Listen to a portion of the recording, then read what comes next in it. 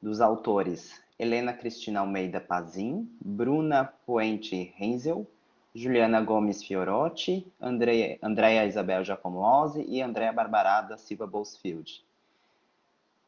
Algum dos apresentadores já está presente aqui na sala? Perfeito. Helena, você gostaria de compartilhar o seu arquivo? Você já está como moderadora?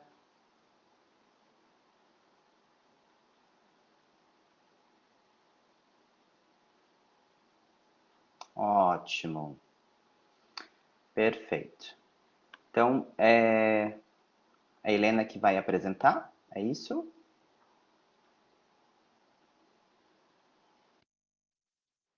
Certo. Então, vamos dar início às apresentações, né? Helena, você tem 15 minutos, né, para a sua apresentação. E ao final, né, primeiro a gente vai apresentar todos os trabalhos e ao final a gente faz um apanhado, então, com as perguntas, né, e com o fechamento desse GT, tá? Então, para a gente até não extrapolar ainda mais do tempo, tá bom? Então, agora é a apresentação da Helena e depois já prepara Sabrina Regina Domenciano, tá? Helena, então você tem 15 minutos para sua apresentação. Pode começar.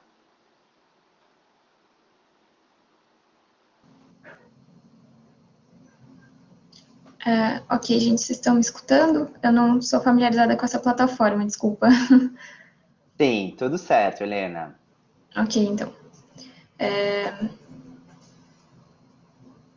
Eu não sei se eu preciso compartilhar o vídeo também, Ah, seria, eu mas acho acho que que mais aqui eu consegui, né? perfeito, conseguiu, Helena, Tá bem bom. melhor. Então, muito obrigada. Boa tarde, pessoal. Eu vou apresentar, então, o trabalho sobre os grupos reflexivos com pretendentes à adoção, as potencialidades e desafios da atuação da psicologia de modo virtual. Então, eu sou Helena, eu sou formanda em psicologia, eu terminei a graduação faz um mês, mas ainda não teve a formatura.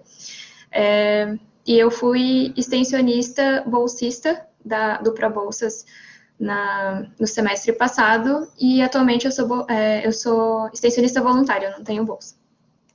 E esse projeto, ele foi orientado pelas professoras Andréa Giacomozzi e Andréa Barbará. As minhas parceiras de equipe foram a Bruna, que é extensionista também, e a Juliana, que é doutoranda, bolsista da CAPES. E esse trabalho, ele foi desenvolvido pelo Laboratório de Psicologia Social da Comunicação e da Cognição, o LACOS, que é do Departamento de Psicologia da Universidade Federal de Santa Catarina. Se alguém puder passar o slide para mim, por favor. Eu não sei como fazer aqui. Ai. Desculpa, gente, estou bem perdida nessa plataforma mesmo. Tudo bem. Mas o nosso projeto de extensão, ele é intitulado Grupos Reflexivos com Mães, Pais e Pretendentes à Adoção. Então, a gente atende também essa população de mães e pais, mas hoje eu vou falar só dos pretendentes. Então, esse projeto de extensão entende a adoção como uma forma de constituição familiar e a preparação como uma etapa do processo de adoção, né? É uma parte desse processo que a pessoa precisa passar, né? Os pais, os futuros pais e mães. Então, a gente vai além das questões jurídicas, porque como a gente está fazendo um projeto de extensão dentro da universidade, a gente não tem esse olhar avaliativo que tem no judiciário, né? Porque daí é o processo de habilitação mesmo, que eles têm que passar por essa avaliação. Então, a gente não tem esse olhar. E então a gente tem uma intervenção que é facilitadora para a promoção de mudanças e a gente favorece a reflexão e dá suporte a ferramentas para que a configuração dessa família, esse arranjo e dinâmica familiar sejam mais acolhedores para essas crianças e adolescentes. A gente está atualmente na terceira edição desse projeto. Ele iniciou lá em 2019 e em 2019 ele foi presencial, mas que o ano passado, com a pandemia, a gente não conseguiu retomar presencialmente e a gente adaptou para o online.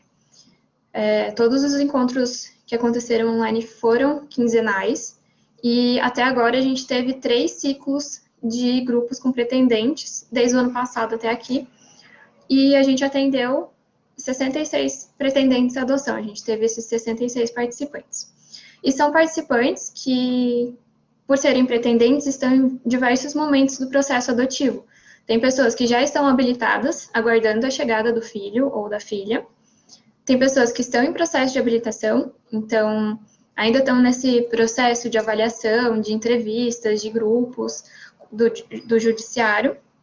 E também tem pessoas que ainda não iniciaram o processo de habilitação, eles só têm o desejo de adotar. Então, o nosso objetivo com os grupos reflexivos é fornecer espaços acolhedores para auxiliar na preparação dos pais para a chegada dos filhos. Então, esses espaços livres de julgamento, sem uma pressão, digamos assim, que existe nos espaços do judiciário. Então, a gente proporciona reflexões e sensibilizações para esses futuros pais e mães sobre as diversas questões que permeiam o processo adotivo. Então, a gente trouxe aqui como exemplo a motivação, as dificuldades que eles podem enfrentar com a chegada dos filhos, os medos que eles têm, as idealizações, as ansiedades e expectativas. Então, agora eu vou falar um pouco sobre o grupo na modalidade online, propriamente dita. A gente percebeu que a gente precisava fazer várias adaptações, e a principal é no manejo. Então, eu elenquei alguns pontos aqui do manejo do grupo que a gente teve que adaptar. O principal e o inicial foi do contrato grupal, que é aquele combinado que a gente faz no início do grupo, né? No primeiro encontro do grupo, normalmente a gente faz os combinados com os participantes. Então, a gente teve que falar para eles que seria importante ter um foco no grupo, e isso foi totalmente diferente do que a gente faria no presencial, né? No presencial a gente estaria numa sala, equipada ali para ser um grupo, todo mundo em círculo, toda aquela questão de grupo presencial. E em casa a gente sabe que tem muitas distrações, né? Pode surgir demandas, enfim.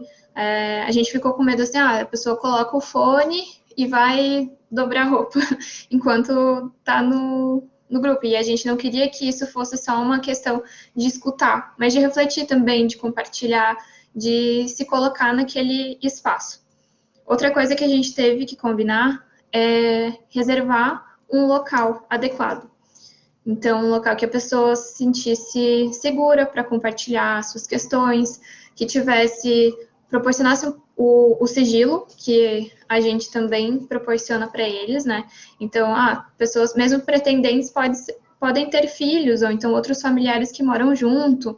Então, é importante ter esse local só para essa pessoa, que seria proporcionado no presencial, por exemplo.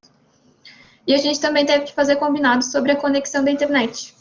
Então, tô no meio de uma fala minha conexão caiu. O que vai acontecer? Eu retomo, eu vou conseguir falar de novo. Então, todos esses combinados a gente teve que fazer. A Juliana, como eu disse, é doutoranda, ela é a mediadora principal dos grupos. Então, às vezes, ela tinha dificuldade com a conexão, ela acabava caindo, né? A conexão caía, e eu me colocava à frente do grupo. Então, eu, como mediadora auxiliar ali, estava sempre à disposição se isso acontecesse. E a gente também teve que adaptar as dinâmicas e atividades, porque no presencial a gente contava com o contato físico, a gente tinha aquecimento corporal, coisas que a gente não conseguia fazer no online. Então, o que a gente tentou fazer foi achar todos os recursos. Então, a gente usou bastante site, a gente usou site de nuvens de palavras, né? Porque seria uma forma de fazer uma atividade interativa entre os participantes, porque a gente estava com muito medo desse limite corporal, né? De estar na tela, como vou me colocar, como que eu vou fazer para essas pessoas interagirem entre si e não ficar só os mediadores como palestrantes, que não era o nosso objetivo do grupo. E uma outra questão que a gente viu foi da coesão grupal, que ela mudou, mas que ela ainda acontece, mas ela é bem diferente do presencial. Então, não existem espaços para os participantes conversarem antes do grupo e depois do grupo, por exemplo. Então, esse contato mais individualizado não existe, a não ser que eles troquem contato, que eles entrem em contato, né, por e-mail, por WhatsApp, por exemplo, mas do grupo isso não proporciona, assim, até a gente fala que às vezes formavam os grupos de fila de espera, como se diz às vezes, e no online ficou mais difícil isso.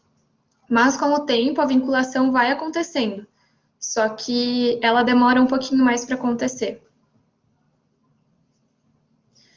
Então, como potencialidades e desafios, a gente elencou alguns pontos e depois, quando acabam os grupos, ao final dos ciclos que a gente também passa um formulário para eles avaliarem a experiência do grupo.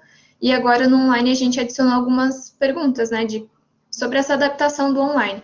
Então a gente elencou aqui alguns pontos que a gente percebeu e que os participantes perceberam também. E de potencialidades, a gente viu que é muito interessante porque várias pessoas de vários locais do Brasil podem participar. Então, a gente conseguiu ter presente nos grupos pessoas do norte do país, do centro-oeste, de todos os locais assim possíveis. E foi muito legal porque a gente conseguiu ver a experiência de outras pessoas que a gente estava muito acostumado com as questões de Florianópolis, de São José, como que funcionava o judiciário ali, como que era esse processo, que basicamente ele segue os mesmos passos, mas que as equipes, né, elas diferenciam algumas coisas.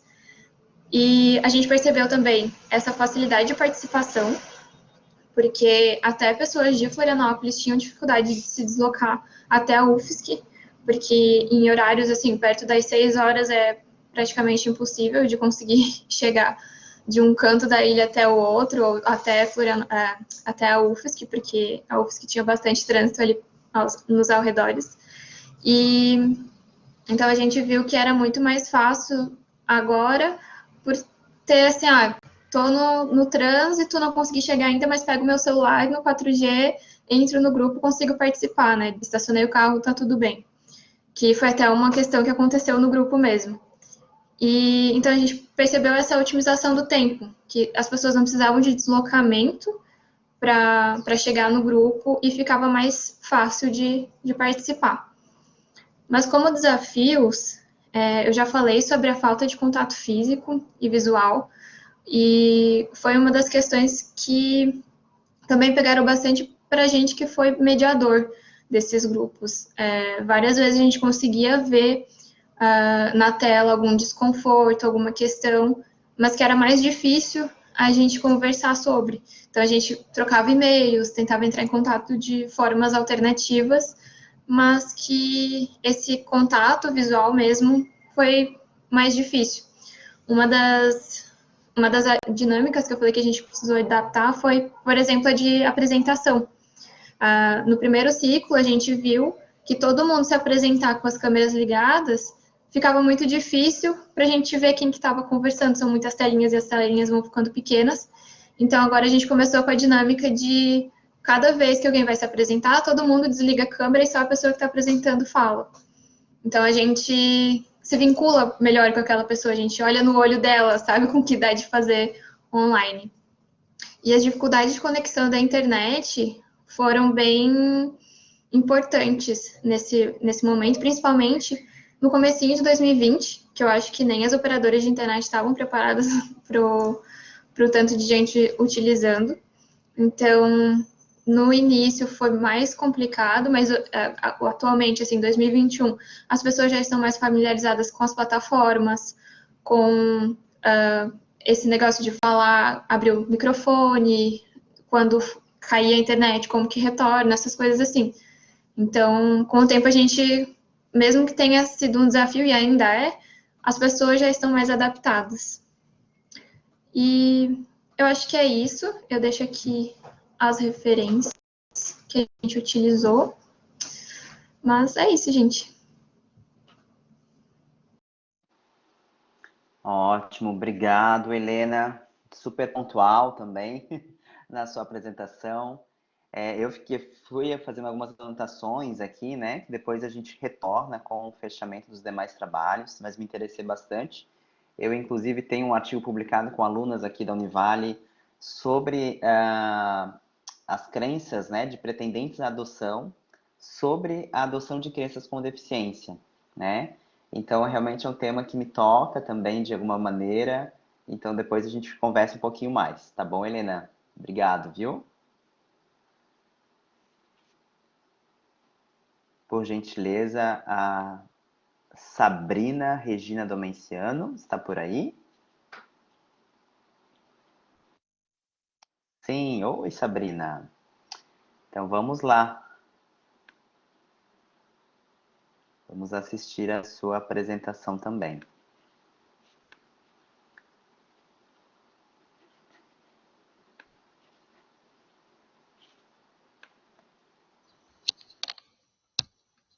Conseguem me ouvir? Sim. Tá, Então, deixa eu... compartilhando meu vídeo só. Tá bom. Consegue me ver também? Consigo sim. Então a Sabrina Também. vai apresentar sobre a mediação de visita virtual no contexto hospitalar em tempos de pandemia da Covid-19. Sabrina Regina Domenciano. Boa tarde, ainda também estou me familiarizando com a plataforma, então qualquer coisa me avisem, tá? Eu não tenho slide, vou fazer mais uma questão de conversa, assim mesmo. Qualquer coisa, se falhar, me avisa. Tá bom. Então, boa tarde, professor João, boa tarde a todos e a todas. Meu nome é Sabrina, eu sou psicóloga residente do segundo ano da residência multiprofissional do Hospital Universitário da UFSC. Eu sou residente em saúde de alta complexidade, então eu trabalho ali no hospital. Também sou formada aí pela Univale, então conheço um pouquinho das duas universidades. Vim contar um pouquinho para vocês sobre essa experiência, né, um relato de experiência sobre as visitas virtuais em tempos de pandemia da Covid-19. A visita, o acompanhamento do paciente presencial no hospital, ele é considerado um direito do paciente, da família, da rede de apoio, enfim. Ou seja, ele não é um dever, né? Caso o paciente não possa, a família não possa fazer esse acompanhamento, a equipe fará o cuidado normalmente, mas é um direito, então eles podem ficar com o acompanhante 24 horas por dia.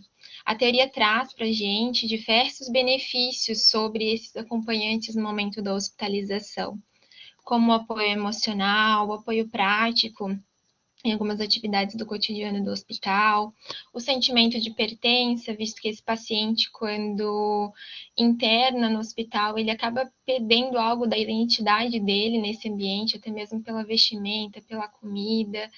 Então, ter alguém de referência, reconhecer alguém nesse ambiente traz um sentimento de pertença para ele. Esse acompanhante ele pode trazer um apoio na tomada de decisão sobre o tratamento. Tudo isso afeta a decisão ao tratamento do paciente, proporciona maior conforto no momento da hospitalização, diminui a ansiedade. Então, é bem importante. Como todos sabem, desde o início do ano passado, a gente entrou na pandemia da Covid-19. Todo mundo acho que está bastante saturado sobre o que é Covid, né? Mas enfim, é uma doença que é transmitida pelo vírus da SARS-CoV-2 e afeta diretamente o sistema respiratório, tem uma alta taxa de transmissibilidade por aerossóis, por contato desses aerossóis com mucosas, olho, boca, enfim. E por afetar o sistema respiratório, pode causar o que a gente chama de síndrome respiratória aguda grave, que é a maior responsável pela quantidade de mortes que a gente tem pela Covid, que a gente também tem visto bem frequente no hospital, é a Covid-19 trazendo bastante problemas renais. E até mesmo quem não tem uma sintomatologia muito forte no momento da infecção acaba tendo algumas sequelas bem importantes. A partir disso, a gente iniciou também, no começo do ano passado, o isolamento social, que apesar de algumas instâncias da sociedade não terem seguido muito à risca esse isolamento, no hospital teve muitas mudanças. Por quê? Porque o hospital, como a gente bem sabe, ele é um lugar de risco, visto que quem tem Inicialmente, a gente tinha hospitais de referência, só que chegou um dado momento que não era possível mais ter hospitais de referência, só hospitais de referência atenderem Covid, então quem tinha sintomas respiratórios ia para qualquer hospital. Então, isso se tornava um lugar de risco para os outros pacientes também, que não estavam lá internados só por causa da Covid, porque eles já estão, né, para estar no hospital, já tem uma condição certamente debilitada, isso se tornava um risco. Então, a fim de restringir essa circulação de pessoas dentro do hospital para conter o vírus nesse contexto, o hospital fez um plano de contingência e foi retirado os acompanhantes dos pacientes, tanto pacientes com Covid como sem. Então, ficou acompanhante só para pacientes menores de 18 anos, maiores de 60, pessoas com deficiência e pacientes que estavam internados por questões psiquiátricas. Então, visto isso, aqueles benefícios que eu citei antes, eles meio que se perderam. Porque imagina só vocês, né, no meio de uma pandemia, os pacientes ficaram sem os seus acompanhantes. Foram momentos assim de muito medo vindo dos pacientes, medo de se contaminar, até mesmo medo da morte, enfim. A gente recebeu muitas queixas nesse sentido. Então acabou que a psicologia no hospital ela ficou à frente da implementação do que a gente chama de visitas virtuais, que nada mais é que uma chamada de vídeo, né, com o paciente internado e o seu familiar, a sua rede de apoio. Né? Quando a gente fala, a gente tem o costume muito de falar familiar, mas pode ser qualquer rede de apoio que a pessoa tenha fora do hospital. Então, nós temos tablets do serviço e implementamos o WhatsApp Business, que é através do telefone fixo, então cada psicóloga tem a sua clínica, então cada psicóloga ficou com o WhatsApp. A gente também teve que fazer um plano de como que ia ser feita essas visitas hoje. A gente considera toda visita virtual como emergência, principalmente pela instabilidade dos pacientes com Covid, porque acontece que às vezes um dia ele tá bem, né, um dia de manhã e de noite ele precisa ser entubado e daí ele já, né, possivelmente venha a óbito. Então, hoje a gente considera todas as visitas virtuais como emergências no hospital. A gente segue todas as normas de segurança propostas pelos técnicos de segurança do trabalho do hospital, pela CCIH, embala o celular, o tablet, enfim, troca para paciente por paciente, né? Tem um produto específico que a gente passa de limpeza, e a gente também está sempre com EPI. Né? Os pacientes que têm os seus celulares, eles já não precisam tanto dessa mediação, mas pacientes em UTI, pacientes intubados, recém-estubados, pacientes em iminência de intubação, iminência de morte, dificilmente tem o celular ou consegue mexer, então a gente faz essa mediação. Aí vocês perguntam, né, Sabrina, mas por que acabou ficando com a psicologia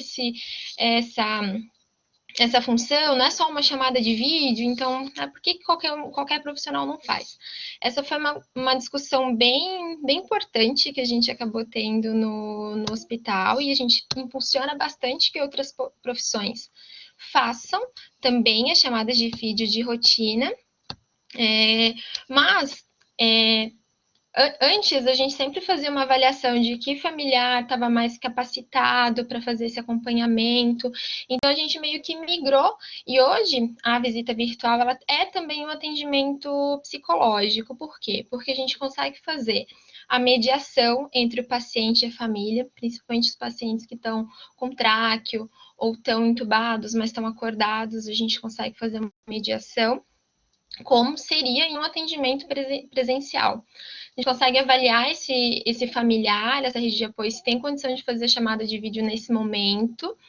A gente faz técnicas de acolhimento, de relaxamento, pelo celular mesmo, pelo tablet, tira dúvidas, prepara o familiar para o que ele vai ver, visto que muitas vezes as pessoas nunca entraram dentro de uma UTI, nunca entraram dentro de um hospital e tem alguns procedimentos invasivos que às vezes não é muito confortável de estar olhando, então a gente prepara, quando é crianças, quando é adolescentes, a gente faz todo o preparo na chamada porque a pessoa vai ver, faz o manejo da ansiedade durante o atendimento, com o paciente, com o familiar.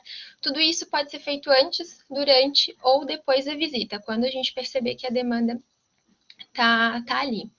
Então, visto isso, a gente considera que sim, que a visita virtual ela é um atendimento psicológico.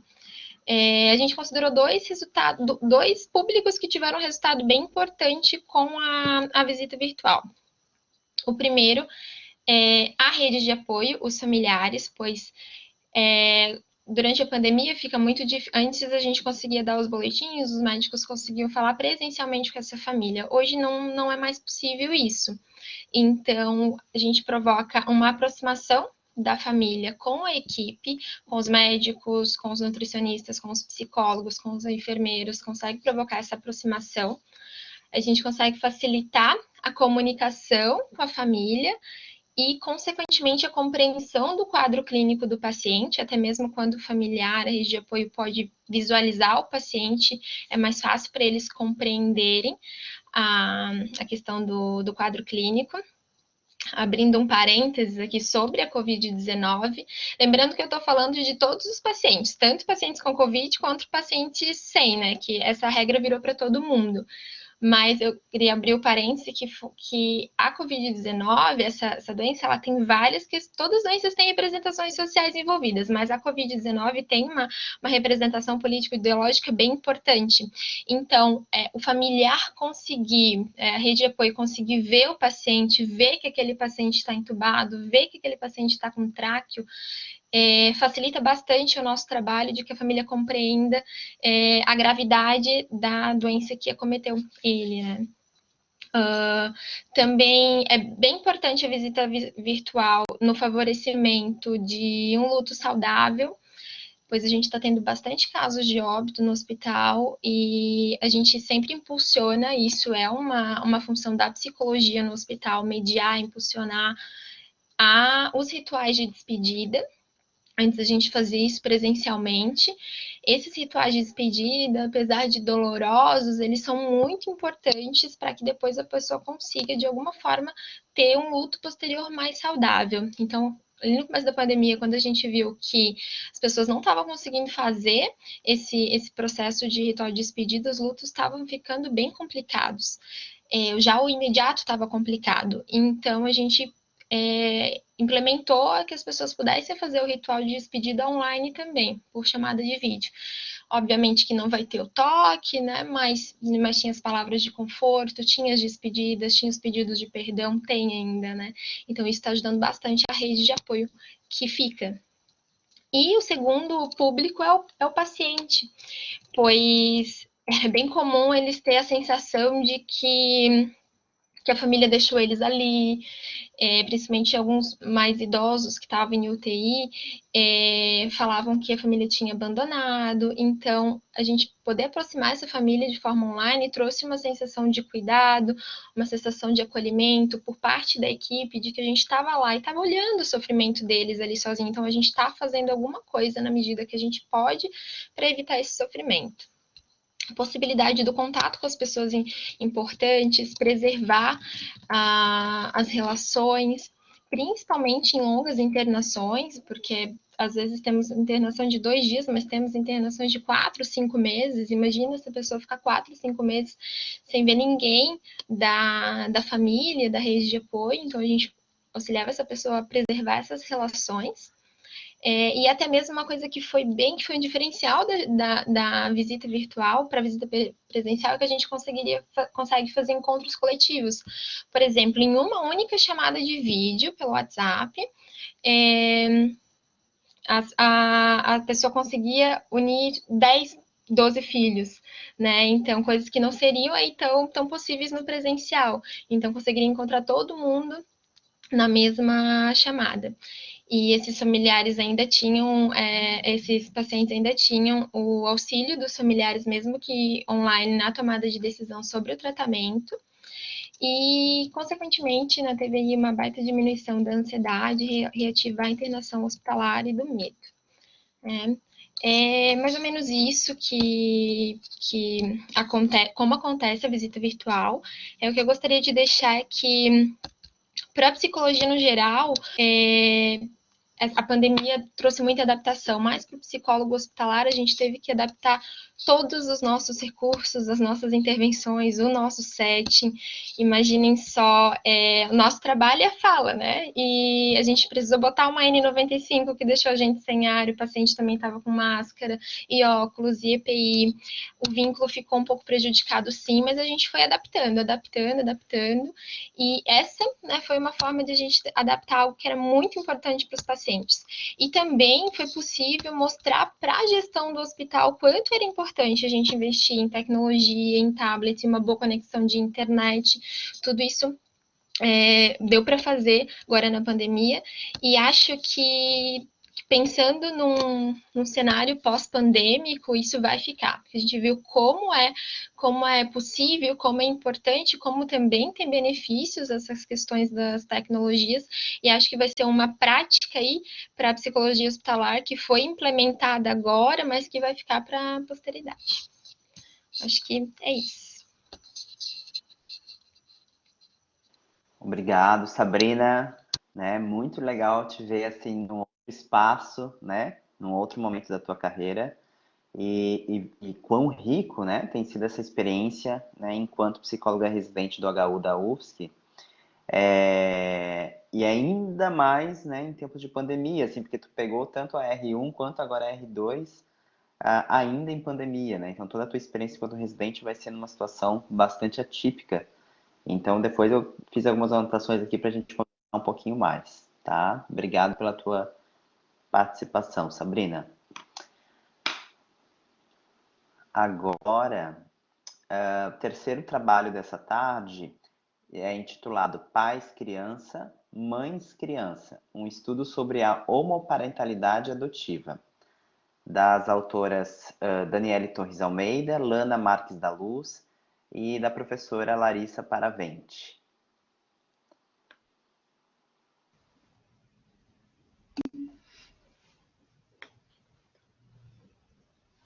Ótimo, já estão por aqui. Daniele, está por aí? Sim. Perfeito, Daniele.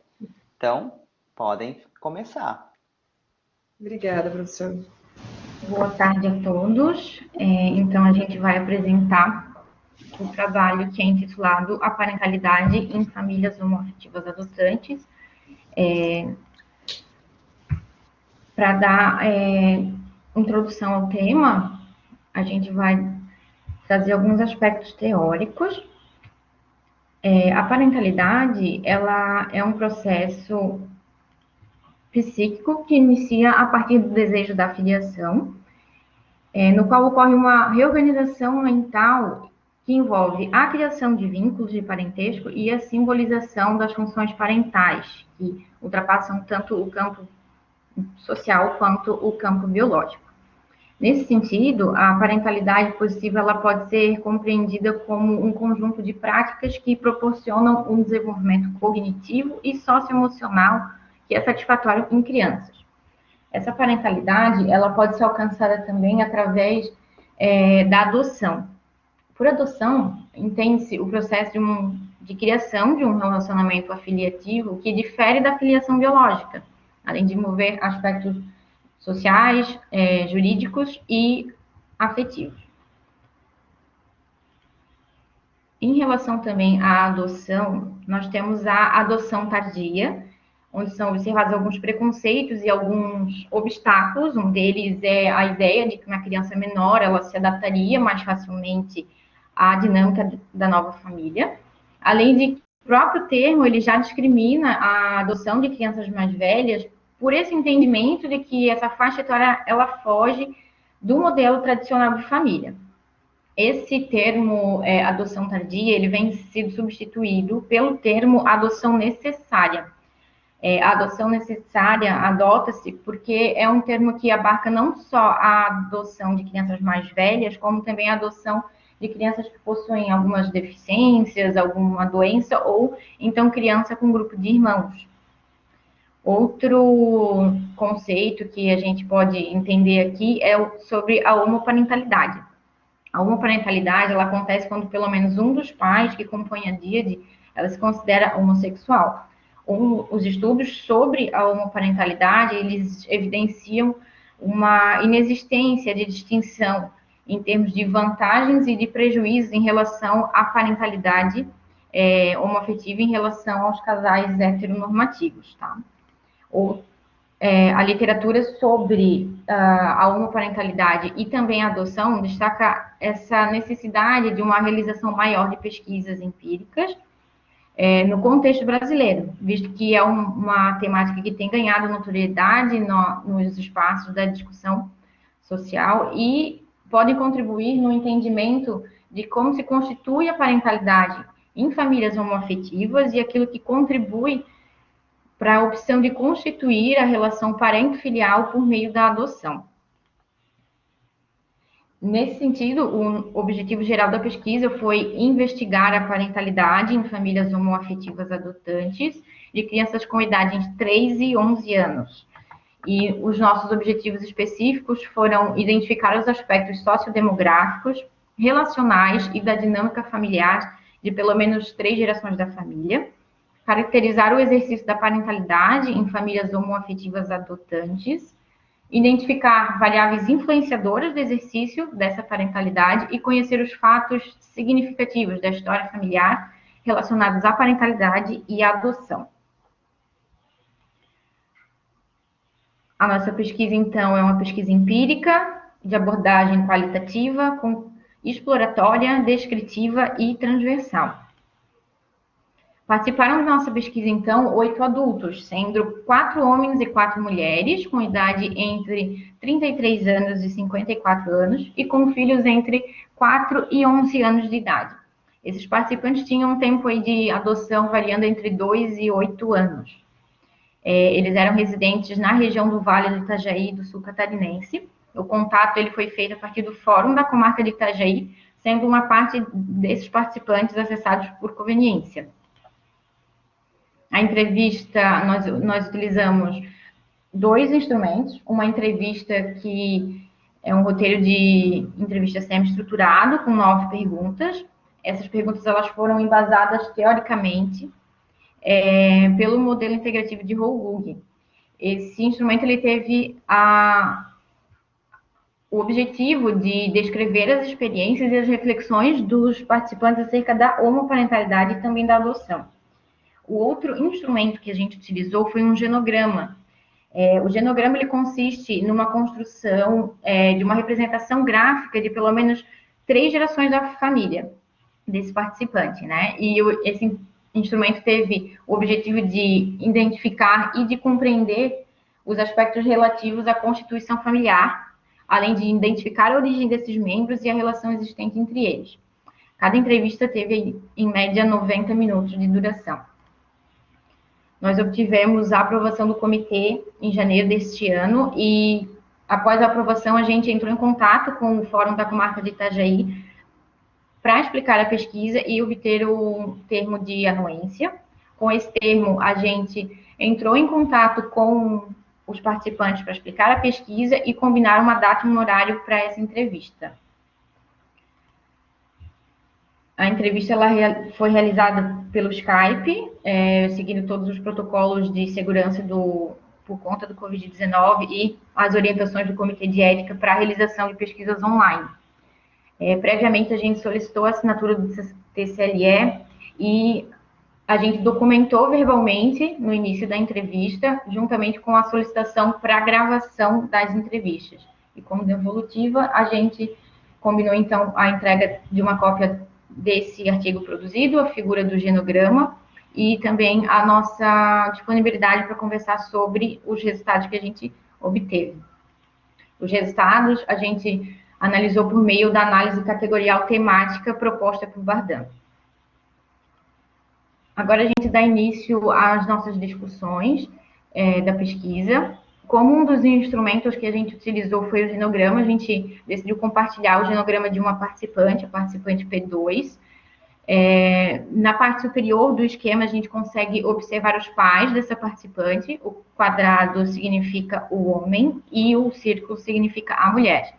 A gente consegue perceber uma linha vermelha entre eles com um X, que significa o falecimento deste pai.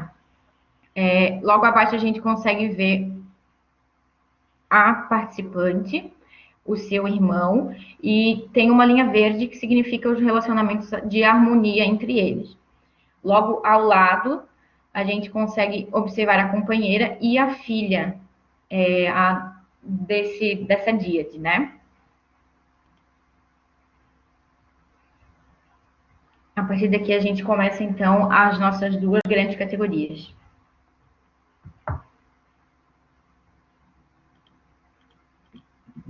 Acho que a Dani está tentando entrar com o áudio dela. Isso, gente, desculpa, estava desligado aqui. Agora eu vou trazer os resultados das categorias e, primeiramente, vou falar sobre o processo de adoção, né? Um dos resultados dessa categoria é o perfil da criança, que foi possível observar pela fala de 3 participantes um possível descontentamento em relação ao preenchimento do formulário do perfil, que pretendiam adotar, como podem observar pela fala do participante P2. Porque você preenche lá algumas coisas, mas aquelas coisas não são 100% levadas a sério. Aí a gente conversava. Não é isso que a gente quer. A gente pediu uma criança pequenininha, um bebê para a gente viver a mãe dele mesmo. O começo, sabe? Então você tem que dizer não. Tipo, é devastador. A gente pode observar pelo desejo de filiação que é o primeiro fator em direção à construção da parentalidade. E é a partir disso que se inicia uma reorganização mental, voltada principalmente para a criação de vínculos e elaboração das funções parentais. Já nas adaptações da adoção, os resultados apontam algumas mudanças da dinâmica familiar, que são relativas às amizades, aos locais que frequentavam, um maior cuidado com as rotinas e horários e fortalecimento da união familiar. Mas apenas 3 participantes relataram não observar mudanças relativas a esse período, por suas rotinas de lazer tem uma característica adequada às necessidades da criança. Apesar do modelo de família nuclear permanecer predominante e continuar sendo o modelo principal da parentalidade, muitas são as mudanças que ocorrem e continuam ocorrendo no entendimento do conceito de família. Por esse motivo, é válido considerar a família, na verdade, como famílias. E essas modificações sugerem uma ampliação do conceito de família e também seus efeitos na sociedade que se insere, considerando o surgimento de outras maneiras de formar famílias. A gente tem uma outra categoria que a gente vai discutir, se chama vínculo e afetividade. O conceito de parentalidade e as práticas que as constituem são construídas socialmente, embora sejam constituídas a partir de algumas particularidades. A parentalidade tem de uma dimensão semelhante em diversas culturas. Alguns participantes demonstraram uma flexibilidade ao assumir essas tarefas, evidenciando que o desempenho das funções parentais é assumido de acordo com a disponibilidade da díade, como pode ser observado pela fala do participante P4. A gente vai se substituindo. Quando eu não posso fazer, a gente faz. Quando ela não pode fazer, aí eu faço. E a gente procura se ajudar assim. Busca ver, para você é mais fácil? Então faz. Não tem uma coisa assim, eu não faço essa coisa de jeito nenhum. Já na inserção da criança em um ambiente harmônico, as entrevistas demonstraram um ambiente que é propício para o seu desenvolvimento, como abordado no estudo de Rosa.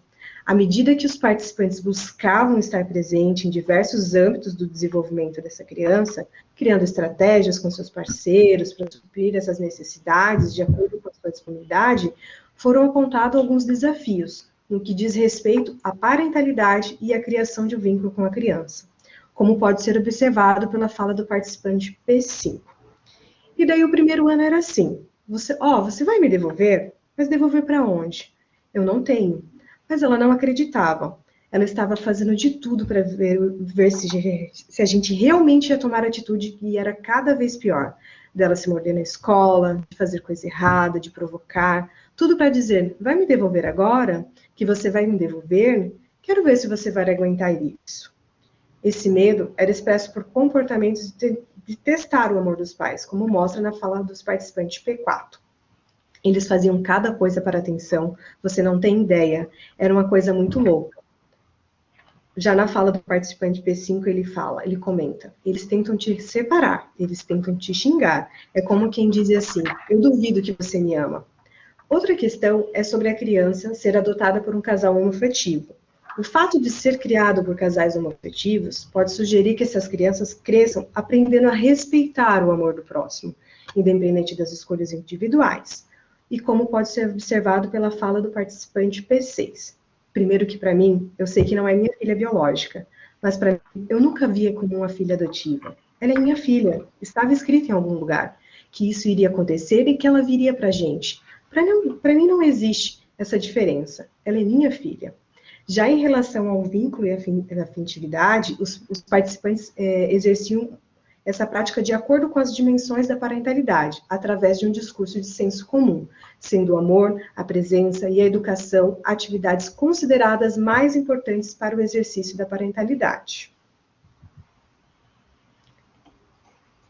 Agora, em relação às nossas considerações finais, os relatos eles trouxeram mais benefícios do que desafios, né? Ao contrário do que se esperava na literatura. A pesquisa ela ressaltou que o preconceito ele ainda é um desafio na vivência desses participantes, e por isso a gente também recomenda uma maior investigação e novas pesquisas sobre esse tema, considerando os diferentes contextos sociais e de outras culturas, tornando mais visível a parentalidade homoafetiva adotante. E por que, né, a gente traz nas considerações finais sobre tornar mais visível essa parentalidade. Algo que chamou atenção na nossa pesquisa, embora a gente não tenha relatos de algum embate relativo ao processo de adoção, a gente sabe que não é uma realidade unânime, né? No sentido de que a gente tem um respaldo científico de que essa parentalidade ela não é influenciada pelo tipo de família, mas a gente entra em uma questão do preconceito que muitas vezes os próprios pais têm consigo, no sentido que a literatura já traz que muitas dessas adoções homoafetivas elas ocorrem com uma família monoparental. E isso a gente conseguiu obter através de alguns relatos na nossa pesquisa, esse medo de sofrer algum embate nesse processo, porque uma das nossas entrevistadas, ela deu início ao processo de adoção com uma família monoparental e depois ela foi instruída pela assistente social a dar entrada como uma família homoafetiva, porque ela tinha direito e era algo de conhecimento dela também. E outra participante, a gente teve o comentário de que na cidade dela, ela foi a primeira família a constituir um relacionamento de união estável, homoafetivo, e também a primeira família a ter uma criança que era registrada aí com 2 mães. Essas são as nossas referências. E a gente gostaria de agradecer a participação de todos. Obrigada. Obrigado, Daniele, Ilana, né, e também a professora Larissa. Agradeço aí as reflexões, um tema importante, uma pauta necessária em tempos atuais, né? Depois a gente conversa um pouquinho mais. Eu também já andei pesquisando sobre parentalidade homoafetiva, né? Então também é um tema que me afeta.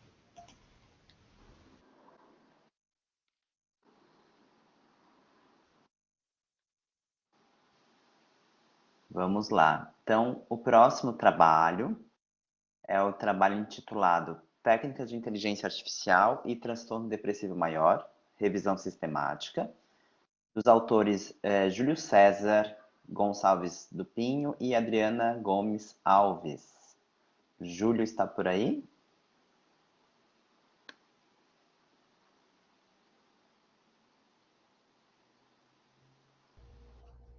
Oi, professor, eu caí um pouquinho aqui. Acho que eu voltei. Acho que você voltou, estou te ouvindo. Legal. Oi, professor, Você boa não é tarde. um robô de inteligência artificial falando comigo? Não, não é, professor. Ainda não, muito obrigado. Boa Então tá tarde, bom. prazer te ver, professor João, prazer. Boa tarde para todo mundo. Só compartilhar minha tela aqui e já fazer a apresentação.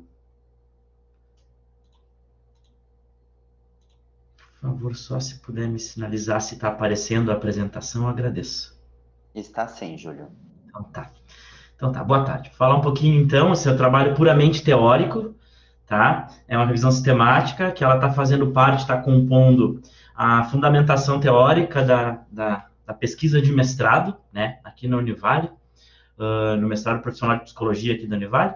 A gente está na parte inicial aí de fazer todo o levantamento teórico, né, o embasamento teórico da pesquisa, e já houve aí um fruto inicial, que é essa revisão sistemática, sendo que ela está vinculada na pesquisa em que a gente quer desenvolver um instrumento de medida baseado em técnicas de inteligência artificial para rastreio da depressão em acadêmicos universitários. Tá? Então, houve aí a necessidade de saber o que existe sobre o tema, principalmente sobre a depressão, né? Porque com acadêmicos ainda a gente não achou nada, mas a gente viu que tinha um potencial aí de estudos já relacionados à inteligência e depressão, então foi o que a gente delimitou inicialmente para fazer a pesquisa. Então, usei estratégia PICO para poder delimitar o problema de pesquisa. Esses são os 3 fenômenos, basicamente, que inicialmente a gente começou a pesquisar: a depressão. Então, o tema se torna relevante justamente pelo alto índice de depressão no mundo. E além do alto índice, a recaída, que é muito alta. Então, em 2004, um estudo bem longo que o Young fez de 6 anos, estudo longitudinal de 6 anos, ele constatou que 49,8% das pessoas voltavam, num período aí de 1 ano, a terem sintomas depressivos, né? Depois não tem mais nenhuma revisão atualizada, 2004 foi o último ano, mas julgo, né, pelo contexto social, pelo contexto histórico, pelo crescimento exponencial que a OMS já aponta sobre a depressão, que talvez esse índice de recaída possa ter aumentado. Vale uma pesquisa aí sobre isso. Em segundo lugar, a tecnologia. Então, a gente já tem visto nos últimos 20 anos aí um crescimento muito grande de abordagens tecnológicas, né, tanto usando videogame, ou realidade virtual, ou aplicativos, né, mais simples, voltadas para a área da saúde, e muita pesquisa também envolvendo tecnologia e psicologia. Então, a gente já tem muito material produzido, por exemplo, para tratamento de fobia específica, para fobia social, para transtorno do estresse pós-traumático, tem muita coisa rolando. Então, nada mais, né, inovador do que a gente também pesquisar isso aqui no Brasil, né, especificamente aqui na nossa Santa Catarina, na nossa Univale. E inteligência artificial, que é um tema relativamente novo no Brasil. Estava ainda lendo ontem algumas pesquisas feitas por um escritório europeu, e o Brasil está em 62 lugares, assim, 72º lugar no Brasil, de países que recém estão ficando prontos para receber inteligência artificial. Não é nem que estão usando, né? A gente já tem algumas iniciativas do uso de inteligência artificial, por exemplo, o Bradesco, que é uma instituição bem conhecida de todos, ele já usa técnicas de inteligência artificial para atendimento ao cliente, mas ainda assim o Brasil não é tão, ainda não tem tanta estrutura e recurso tecnológico para fazer uso de inteligência artificial. Sabendo, né, dessa escassez no Brasil de estudos relacionados a isso, juntando a potencialidade aí da tecnologia nas intervenções na área da saúde e a depressão, que é um transtorno que a gente precisa de cada vez mais pesquisas, tanto no nível avalitivo e interventivo, para que a gente consiga reduzir esses índices altos, né? A gente se achega, então, me acheguei para essa revisão no seguinte problema de pesquisa, né? Qual que é o status dessas tecnologias digitais do tipo inteligência artificial que estão sendo aplicadas no tratamento do transtorno depressivo maior? Sabendo que aqui o termo tratamento se refere tanto à avaliação quanto à intervenção, tá? Então, é o tratamento como um todo. Para isso, então, chegamos ao objetivo, que é investigar o status das tecnologias digitais do tipo inteligência artificial que apoia o tratamento do transtorno depressivo maior. Para isso, como método revisão sistemática, eu usei o Prisma como protocolo para me embasar. Como critérios de inclusão, selecionou idiomas inglês, espanhol, português, e as palavras-chave no título do resumo. Não delimitou ano por ser um assunto realmente muito novo, muito pouco explorado, principalmente, né, a depressão, que é tão específico, né, e técnicas de inteligência artificial, que é muito específico também, então a gente optou por deixar em aberto. Como critério de exclusão, então, a gente não queria estudos que fossem revisões sistemáticas em sites teóricos, duplicados, pagos, indisponíveis na íntegra, que não tivesse associação com transtorno depressivo maior, que não tivesse associação com inteligência artificial especificamente, que fosse diferente a tratamentos psicológicos ou psiquiátricos e que fossem resumos ou anais de congressos e conferências. Essas são as bases de dados, creio que quem é aluno de psicologia conhece bem, com a diferença que, então, a PubMed, a APA, a Cielo, Web of Science, a Scopus e a Biblioteca Virtual de Saúde são bases de dados que a gente costumeiramente usa na saúde. E tem duas diferentes aqui, que é a ACM e a IEEE, que são bases de dados da área da tecnologia, mas que exploram e tem muito conteúdo sobre saúde também, né? Já fica duas bases aqui, para quem gosta de tecnologia, já dá um print aí para usar futuramente nas revisões de vocês. Vamos lá.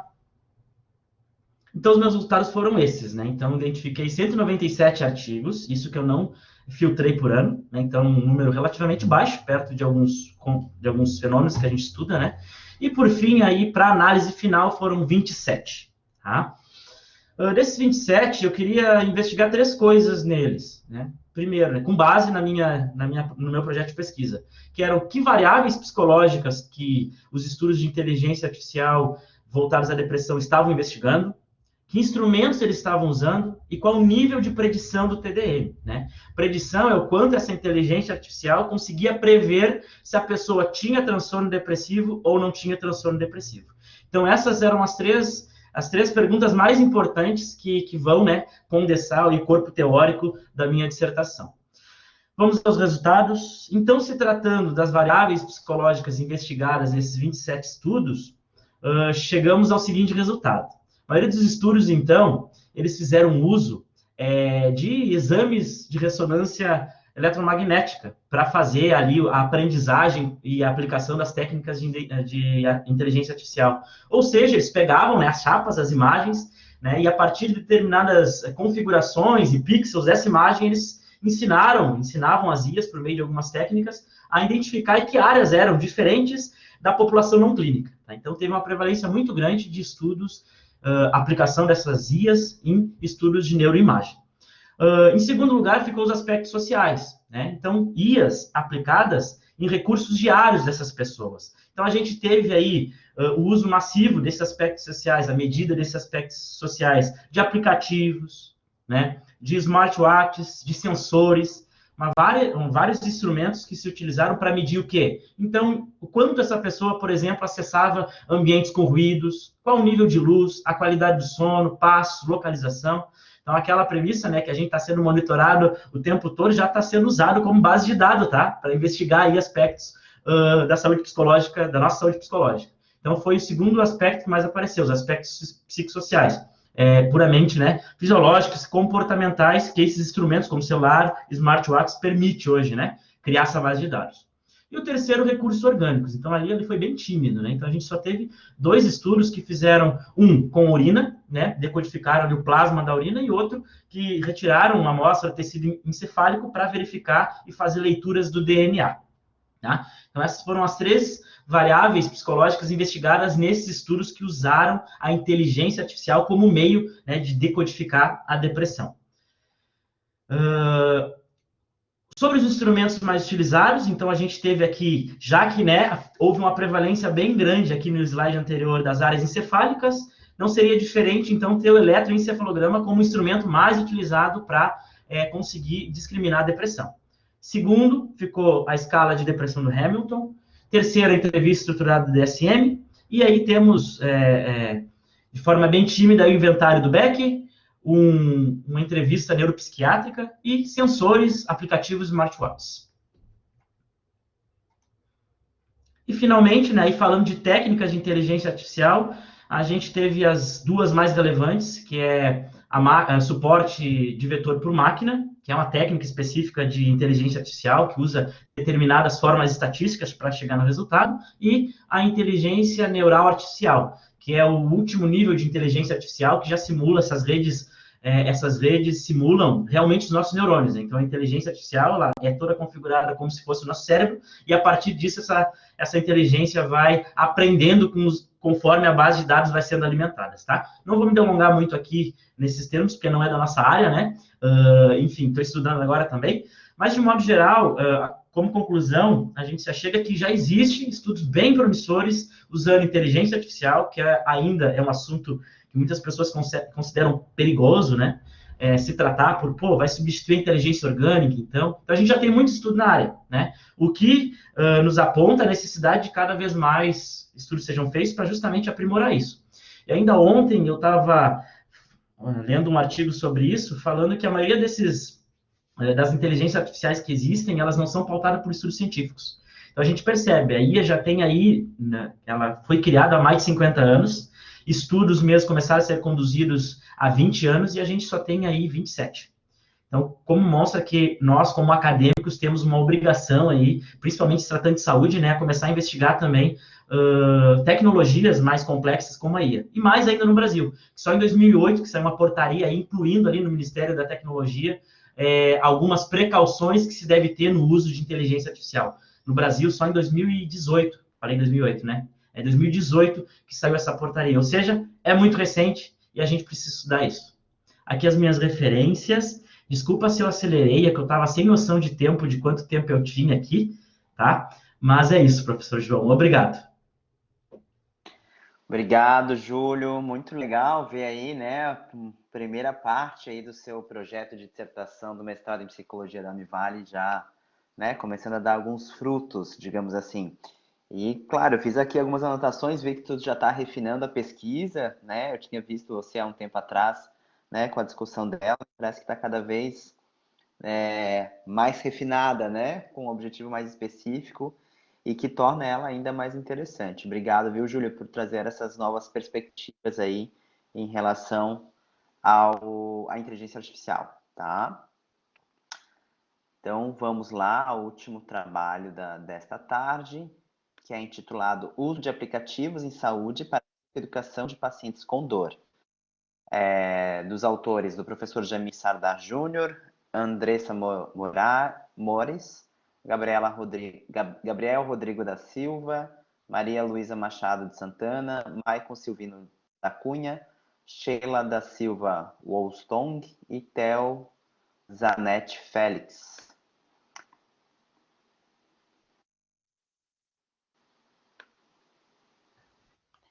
Oi, boa tarde.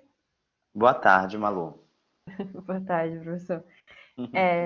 Já tá aparecendo certinho, né, o slide? Tá, tudo certo. Tá, deixa eu só, então, compartilhar meu vídeo também com vocês.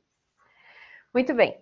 Então, boa tarde, né, para todo mundo. É uma alegria muito grande a gente estar aqui hoje. Hoje, então, a gente vai apresentar um pouquinho a nossa experiência, o resultado da nossa experiência de estágio do semestre passado, estágio básico do 6º período.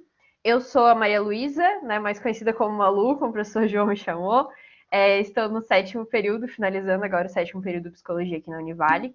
E hoje também apresenta comigo o Theo, que também está no 7º período, representando, então, o nosso grupo, né, a Andressa, o Gabriel, a Sheila, que também está ali participando com a gente, e todo esse nosso trabalho feito no semestre passado.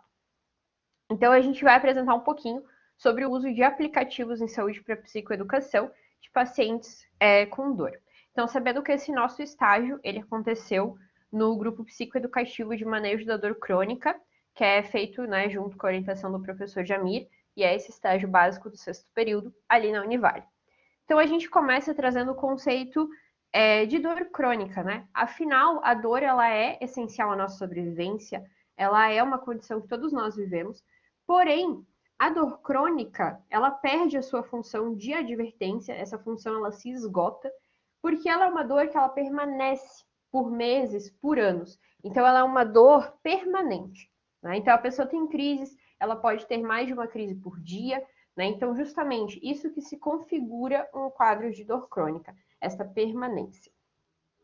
E de fato, né, a dor crônica, então, ela vai ter um acompanhamento que deve ser feito, né, multidisciplinar, preferencialmente, e esse grupo psicoeducativo, ele entra justamente com essa metodologia, com essa forma.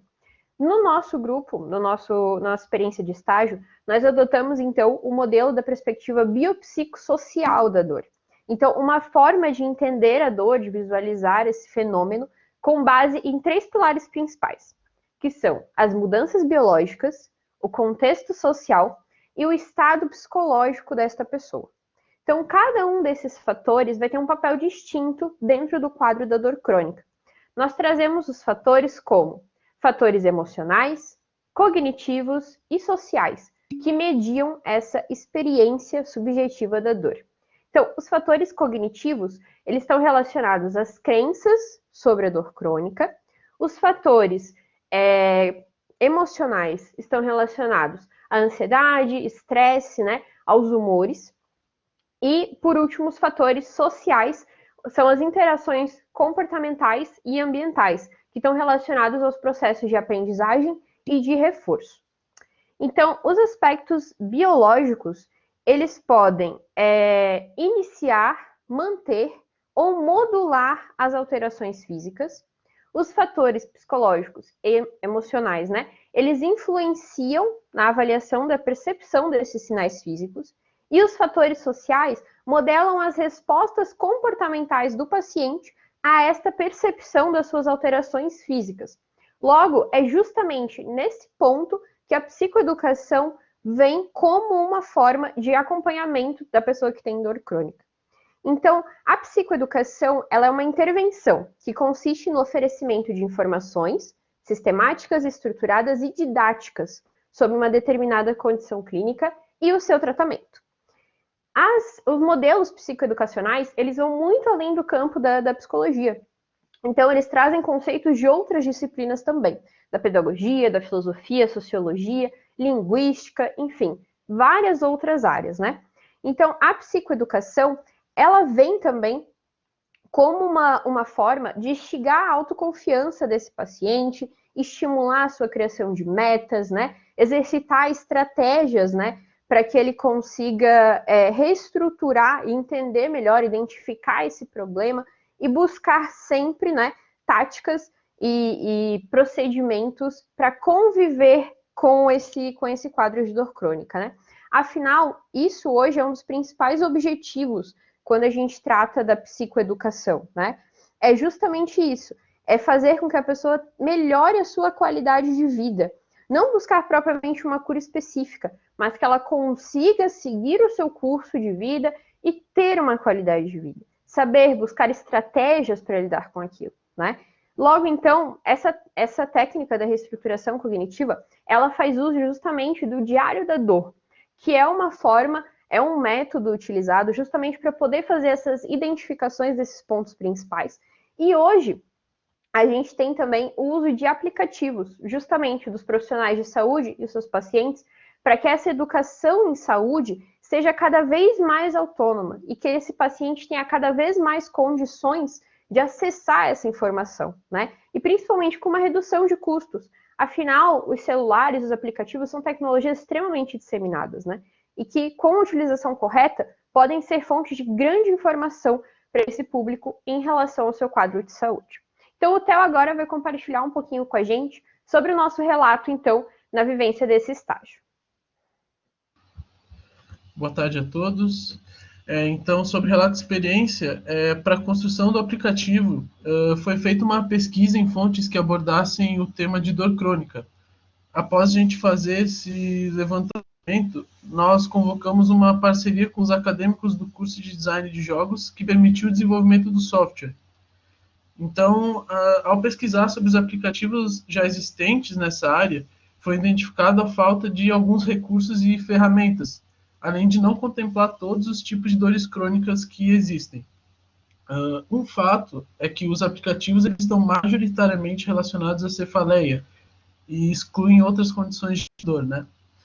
Então, 2 aplicativos, principalmente, foram levantados. Um deles, ele possibilita que o indivíduo registre apenas o início da crise de dor, não possibilitando demarcar esse intervalo de tempo da crise, além dele excluir alguns sintomas presentes em pessoas com dor crônica, como, por exemplo, náusea e vômito, fotofobia e fonofobia, né, que são característicos do quadro de enxaqueca crônica, por exemplo. Outra crítica a esse mesmo aplicativo é que ele não dispõe de uma função que permite o usuário a digitar as próprias observações, o que limita o usuário a escolher dentre as opções dispostas no software sobre o seu estado, né? O outro aplicativo, então, o segundo aplicativo pesquisado, apesar de se mostrar mais eficiente por disponibilizar agenda, diário de recordações, dicas de higiene do sono e outros recursos de distração, ele é muito voltado para a fibromialgia. Visto isso, então, com base nos pontos que a gente analisou, foi idealizada a produção de um aplicativo para dispositivo móvel, a fim de suprir os pontos problemáticos levantados nessa pesquisa feita. Assim, então, nosso grupo começou o desenvolvimento do aplicativo que se chama Dormente. Ele tem o objetivo primário de ser um diário da dor para pessoas que convivem com dores crônicas, permitindo registros de intensidade, frequência da dor, sentimentos, pensamentos, qualidade de sono e ações diárias do usuário, organizando esses dados todos em um gráfico para uma visualização mais fácil, tanto do profissional quanto do usuário, né? Para o profissional que estiver, no caso, fazendo um processo, acompanhando o usuário em algum tratamento. E então a Malu agora vai trazer um pouco a discussão sobre o nosso relato. Muito bem. Então, como o Theo trouxe, né, o aplicativo, o Dormente, ele nasce justamente dessa necessidade que a gente viu. Com base nessa pequena pesquisa que nós fizemos dos aplicativos que já existem relacionados ao Diário da Dor, a gente abordou e anotou todas essas necessidades desses aplicativos. Então, com base naquilo que eu trouxe para vocês lá na introdução, né, o quanto o uso dessas tecnologias é sim uma forma de educação em saúde, o quanto a psicoeducação faz uso da reestruturação cognitiva e quanto o Diário da Dor é um dos principais pontos a ser utilizado dentro dessa reestruturação cognitiva, afinal, ele vai tratar justamente e principalmente, né, desses 3 fatores que eu citei no início, né, os nossos fatores sociais e os fatores psicológicos. A pessoa registra nesse diário todo o seu dia a dia, o momento da crise, quanto foi, a intensidade, vários outros pontos relativos e significantes para que no momento do acompanhamento junto ao seu profissional, ele possa identificar dentro daquele registro de atividades qual pode ter sido o possível motivo daquela crise de dor, onde que essas atividades podem ser remanejadas, reestruturadas, né, repensadas junto a essa pessoa para que esse quadro, essa crise de dor seja amenizado, quais técnicas que eles podem estar trabalhando juntos, né? Então, o Diário de Dor, conforme traz a teoria, né, ele se mostra uma técnica muito eficiente, né, uma prática muito eficiente dentro desse acompanhamento da psicoeducação. Justamente, ele busca também esse uso do aplicativo, depois o Theo vai mostrar para a gente, né, fazer um tour ali pelos prints do nosso aplicativo, onde justamente o paciente vai relacionar esses pensamentos, esses sentimentos, essas atividades diárias, a sua rotina de sono. Ali ele consegue ter todas as informações referentes ao seu dia a dia, de uma forma que depois ele vai poder identificar com mais clareza, né? Quais são essas variáveis predisposicionais que a gente fala, os estímulos perceptores e as variáveis mantenedoras, que são aquelas que vão mantendo essas crises intensas de dor, né? Então, com base nesse registro, pode ser feito um acompanhamento muito mais eficiente desse paciente e também ajudar nele para que a sua qualidade de vida seja muito, muito, muito melhor, né? Então, agora o Theo vai demonstrar um pouquinho para a gente como ficou esse projeto, né, feito em parceria com os acadêmicos do design de jogos. Lembrando, gente, que é um projeto, foi um trabalho voluntário por parte desses acadêmicos do design, né, que também estavam iniciando, estavam logo ali nos primeiros períodos da graduação também.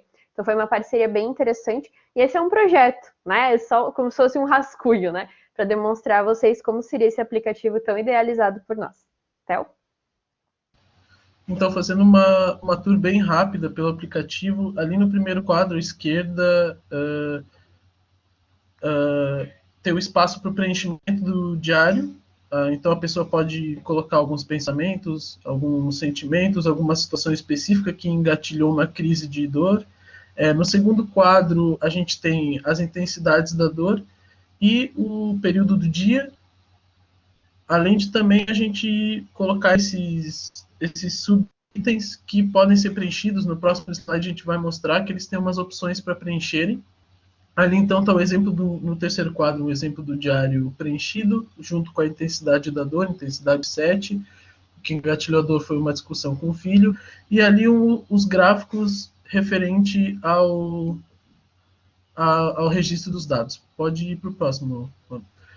Então, rapidinho, só mostrando ali os registros de atividades, tem essas opções para mensurar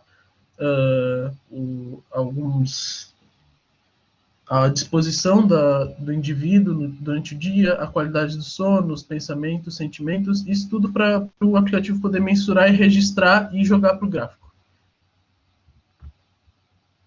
Então, fazendo aqui a conclusão, rapidinho, que acho que nosso tempo está estourando, considerando as possibilidades de atuação no contexto da dor em tempo de pandemia, nós consideramos a experiência muito enriquecedora, visto os obstáculos impostos por toda essa pandemia, né? Limitando a nossa atuação no âmbito virtual. Além de trabalhar com acadêmicos de outro curso, ter sido algo muito, muito diferente. O aplicativo ele estimula a autonomia, então, do indivíduo e democratiza o acesso à informação, visto que ele tem a função de encaminhar o usuário para a nossa página do Instagram, que também andou paralelo ao nosso projeto do aplicativo e que ainda está ativa, sendo alimentada pelos acadêmicos do período atual, no estágio, que tem alguns conteúdos informativos, educativos sobre a dor crônica. E, bom, a gente conclui então que a experiência ela foi de extrema importância, teórica e prática, abrindo essas portas para a interdisciplinaridade, né, a modalidade do estágio, e também garante um instrumento de grande valia para os próprios usuários. Então, não sei se a Malu tem alguma consideração além para fazer. Então, só concluindo, né, que realmente, só reiterando o que o Theo falou, foi muito, muito enriquecedor, foi muito interessante, e aquilo é um primeiro passo, né, quem sabe, desenvolvendo melhor também esse aplicativo, ele tem tudo para ser uma ferramenta muito completa, né, e dentro daquilo que a teoria nos aborda em relação ao Diário da Dor e também à psicoeducação. Foi uma experiência muito enriquecedora, né, junto ao nosso orientador, o professor Jamir, e apenas coisas positivas, tenho certeza que agregou muito para a experiência de todos os acadêmicos que participaram. E é isso. Muito obrigado pela atenção de todos. A gente agradece a atenção. Parabéns aí ao Theo e à Malu. Adorei o trabalho, eu não conhecia, o professor Jamir tinha comentado por alto, assim, sobre o aplicativo, e agora ver a apresentação dele, né, mais concreta, dá uma boa ideia, assim, realmente, do projeto, então ficou interessante, tá? Obrigado por compartilhar conosco, vai conversando. Gente, então vamos lá. Nós estamos no GT Novos Olhares e Práticas em Psicologia, né? O próprio título do GT nos provoca a pensar que estamos, né, obviamente, passando por um período histórico da humanidade que faz com que a gente tenha que revisitar as atividades de atuação em psicologia. E hoje vocês trouxeram aqui vários exemplos, né, de novas perspectivas, de novos olhares realmente para a atuação do psicólogo e da psicóloga, em diferentes contextos, inclusive. Então, eu vou aos poucos, né, alinhavando algumas perguntas para cada apresentador, né? Gente, não é uma banca, tá? É apenas para, às vezes, vocês terem mais oportunidade de fala, porque, né, eu entendo que 15 minutos, às vezes, é muito curto para trazer toda a ideia de vocês. Então, entendam, né, esses questionamentos mais no sentido de maior oportunidade de esclarecer alguns pontos e ter maior tempo de fala. E também, né, quem quiser se candidatar a fazer alguma pergunta, eu peço que daí levante a mãozinha ali, né, para que a gente possa organizar a fila, né, de quem vai perguntar. Eu peço sempre que quem for perguntar, ligue sua câmera, ligue o seu áudio e se apresente, né, diga de onde é, o seu nome, né, qual é a universidade, faculdade, né, que está envolvido, tá? Então vamos lá, eu vou primeiro conversar com a Helena, né, que apresentou o trabalho sobre os pretendentes à adoção através de grupos reflexivos, né, de forma virtual, em virtude da pandemia. Eu fiquei impressionado, Helena, com a adesão que vocês tiveram, né, o número de participantes, assim, bastante expressivo no meu entendimento para um grupo virtual, algo que, por vezes, eu considero bem difícil de a gente alcançar.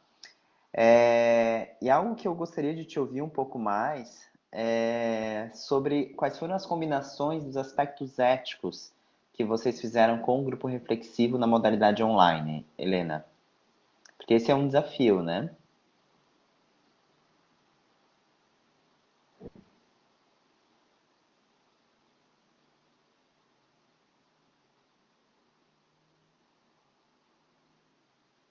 Helena está por aí?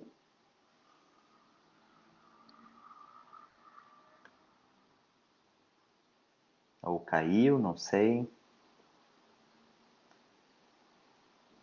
Ah, tá, tu está sem o microfone. Tá, deixa eu abrir o seu microfone então.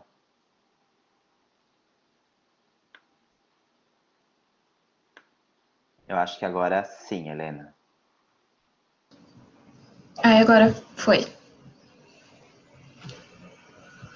Vocês estão conseguindo me ouvir? Sim. Ah, tá. Então, você pode repetir a pergunta? Porque eu tava ficando nervosa que eu não tava conseguindo responder aqui. Então, eu já vou dar um recadinho para os monitores aqui da SGT. Se puderem colocar os acadêmicos, egressos, enfim, os psicólogos e psicólogas como apresentadores, tá? Para que eles possam ir respondendo e debatendo. Vamos lá, Helena. A pergunta foi o seguinte: eu achei fantástico o trabalho, né? Adorei, fiquei impressionado com o número de participantes. Realmente, assim, nós, obviamente, também realizamos grupos aqui na Univale, mas esse número que vocês conseguiram, realmente, eu achei impressionante. Eu acho que, assim, uma pergunta é como é que vocês conseguiram esse número, né? Quais os meios de divulgação para atingir um número tão expressivo? Eu acho que esse é um ponto. E um outro é o desafio dos aspectos éticos, assim, quais foram as combinações dos aspectos éticos que vocês fizeram com o grupo, né? Considerando que era um trabalho online. Sim, então tá. Sobre a quantidade de participantes, eu coloquei o total, né? Foram 66 nos 3 ciclos que a gente fez. Então, nos primeiros, a gente colocou o máximo de participantes 25 por grupo. E a gente achou que foi bastante. Então, online é ainda mais difícil de coordenar tudo isso, né?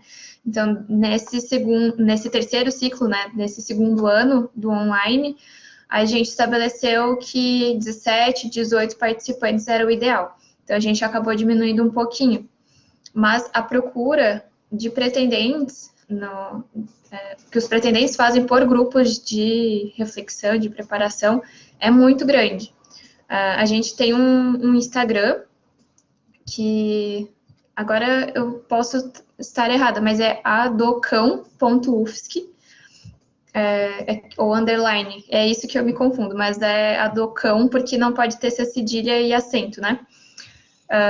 A gente tem um perfil no Instagram e a gente faz as divulgações lá. No primeiro ciclo online que a gente fez, também divulgamos para as psicólogas do judiciário ali de Florianópolis e São José. Então, foi essa divulgação que a gente conseguiu fazer. E acho que foi mais... Isso, obrigada. Foi o que a gente conseguiu fazer e bastante gente procurou, assim. Tanto que a gente precisa parar as inscrições antes do tempo, normalmente. Acho que no primeiro e no segundo foram mais ou menos 40 inscrições que a gente recebeu de pretendentes. Então, é realmente bastante grande essa procura. Mas sobre os aspectos éticos, é uma questão que a gente tenta fazer no primeiro encontro. No primeiro ciclo, eu acho que foi o mais difícil, assim, de combinar com os participantes, porque estava todo mundo se adaptando a essa nova modalidade. Então, a gente faz os combinados no primeiro encontro, e nesses 2 primeiros ciclos do ano passado, a gente teve que reforçar no segundo encontro. Então, essa questão do sigilo, olha, o que a gente vai conversar aqui vai continuar aqui. A gente também pediu um local reservado e destacou a importância disso, assim, de que às vezes outras pessoas apareciam na câmera e a gente reforçava no outro encontro, que no momento ali fica desagradável para a gente falar, olha, não pode participar, mas no outro encontro a gente reforçava, olha, gente, é muito importante que vocês estejam sozinhos, que, né, seja só vocês. Se for o casal, pode participar na mesma câmera, tudo bem, mas que outras pessoas não consigam interferir, né? E outras questões que a gente viu era realmente pessoas com a câmera ligada, daí dobrando roupa, estendendo roupa, a gente virava um podcast, parecia, sabe? Então a gente tinha que reforçar essa importância da pessoa estar implicada no grupo. Então, é uma questão que a gente sempre discute, tanto para pretendentes como para pais, que eu acho que tem essa complexidade quando as pessoas já são mães e pais, né, de, olha, então, seria bom você não participar do grupo com a criança no mesmo ambiente, ou com o adolescente, né, porque é um espaço para conversar sobre a parentalidade. Então, é um desafio realmente, mas a gente vai reforçando sempre que é necessário. Não sei se respondi. Sim, Helena. E assim, eu fico aí pensando, nossa, 25 pessoas no online deve ser uma loucura. Eu acho que se o grupo fosse menor, a capacidade de controle dos participantes para o terapeuta acaba sendo um pouco mais fácil, né? Sim. Então, eu acho que foi necessária essa redução realmente do número de participantes para essa decisão, né, ao longo da experiência propriamente. Mas te agradeço. Sim. Não sei se mais alguém gostaria de fazer alguma pergunta para a Helena sobre esse trabalho. Se alguém quiser fazer uma pergunta, eu peço que levante a mãozinha ali no ícone, né, de levantar a mãozinha, para que a gente possa abrir o microfone.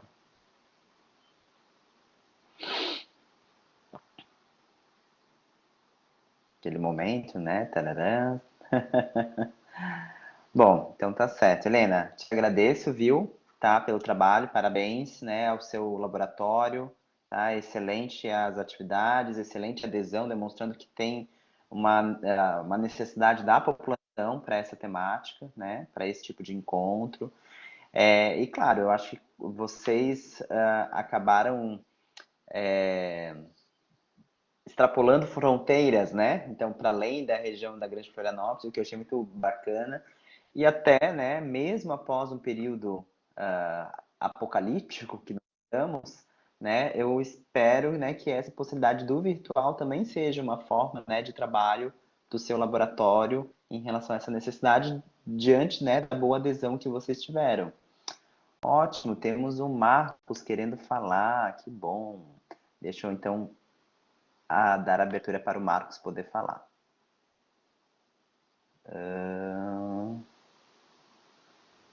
Pronto, Marcos, já consegue falar. Boa tarde. Boa tarde. Eu só não estou conseguindo abrir a câmera, tá, João? Tudo bem, Marcos. Eu gostaria de fazer uma pergunta. Eu vi que o seu trabalho, Helena, é muito importante, né? Eu gostei muito desse projeto. O trabalho era feito com grupo de pessoas, né? 20, 25 e números reduzidos depois.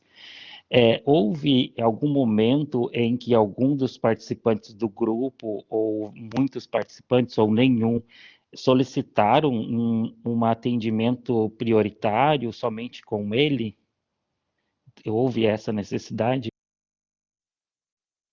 Um atendimento individualizado, que tu disse. E sim, eu acho que é isso mesmo. Tá. Então, a gente não... Se o paciente... Pode falar.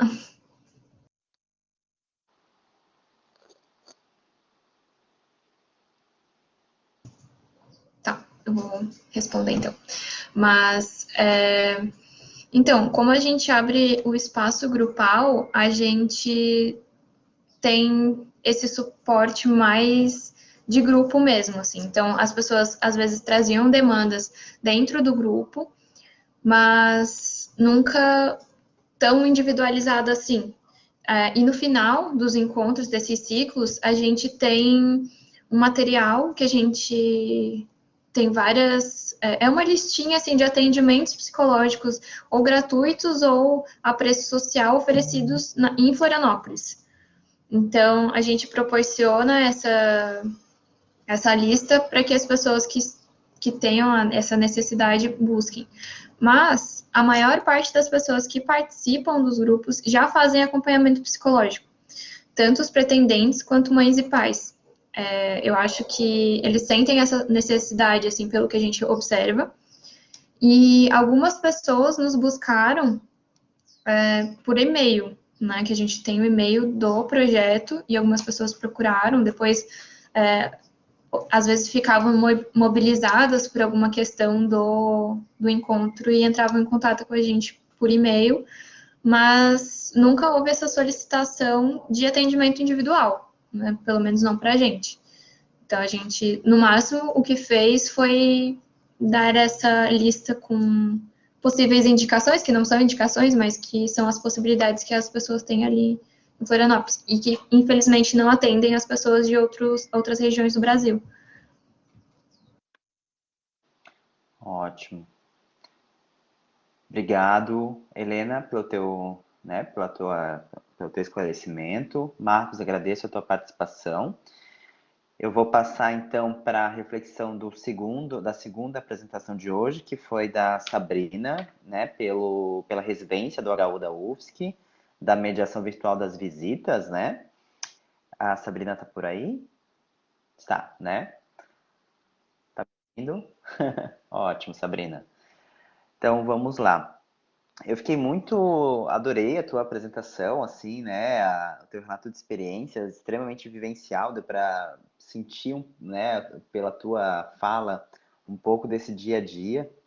E eu fiquei curioso para saber como é que foi a adesão dos outros profissionais, porque você disse que vocês tiveram uma boa discussão sobre isso, né?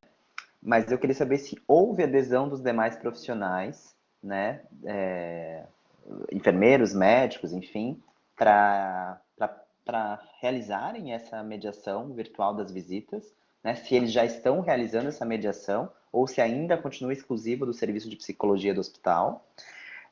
E se em algum momento, Sabrina, as famílias pediam para ficar sozinhas, uma conversa mais particular, e daí você tinha que se ausentar da sala, se tinha esse momento ou se sempre você estava presente na conversa. Então, consegue me ouvir? Sim. Então, é uma ótima pergunta essa primeira, né? Porque apesar de todo o nosso esforço para que não seja uma prática que só o psicólogo faça, que qualquer outro profissional possa fazer também, principalmente as chamadas de rotina, mas infelizmente não tem acontecido isso, assim, quando tem alguma demanda de videochamada, o psicólogo ele é sempre chamado. Nunca presenciei, apesar de todos os esforços, que algum outro profissional de outra área se dispusesse a fazer essa videochamada. É uma discussão muito importante, muito atual no nosso serviço, né? Só para situar vocês, nós somos em 25 psicólogos no hospital universitário, né? 15 staffs não, 13 staffs e 12 residentes, alguma coisa assim. Nós somos divididos em 3 ênfases: alta complexidade, saúde da mulher e urgência e emergência, né? Só que durante plantões, sábado, domingo, feriados, fica psicólogo, fica um staff, 2, 3 residentes para o hospital todo. Então, essa é uma discussão muito atual que a gente tem, de, às vezes, a gente está com 3 tentativas de suicídio na emergência, e mais um óbito fetal, e mais uma situação de ILG, então, seria muito importante para a gente que os outros profissionais iniciassem podendo também fazer essas videochamadas. Mas, infelizmente, isso é algo que não tem acontecido ainda, apesar que a gente está estimulando, né, tá solicitando, mas não tem acontecido. O hospital tende a achar que essa é uma função do psicólogo, a videochamada. Sobre as famílias, né? Comigo nunca aconteceu de a família pedir para ficar sozinho, né? No geral, a gente fica, apesar da mediação, mas a gente fica atrás do celular, né? Ou do tablet. A gente coloca e a gente fica ali. Algumas vezes a gente, quando é possível, a gente gosta de ir em duas, porque aí eu consigo botar na frente desse paciente o celular e a outra psicóloga fica observando para ver como está a família. Né? Então, eu estou observando o paciente e a outra psicóloga está observando a família. Apesar de ser muito possivelmente uma pessoa só conduz, só que a gente consegue observar os dois. Nunca aconteceu de pedirem para sair, enfim, até porque, lembra que eu falei no comecinho da apresentação que acontece uma coisa assim, de meio que o paciente perder a sua identidade dentro do hospital, assim, muito pelo que estão todos com a mesma roupa, comem todos a mesma comida, às vezes eles estão internados em uma clínica que tem todos têm câncer, então acaba que essa vergonha vai se perdendo, né? Então a pessoa faz ali mesmo a despedida na frente do profissional que tiver, e com a psicologia não é diferente, visto também que muitas vezes esse paciente ele não consegue nem segurar o celular. Então, como eu não consigo sair, eu não posso sair. Então, comigo nunca aconteceu. Claro que se acontecesse, a gente poderia deixar tranquilamente, depois fazer a higienização do celular, mas não é algo recorrente, assim.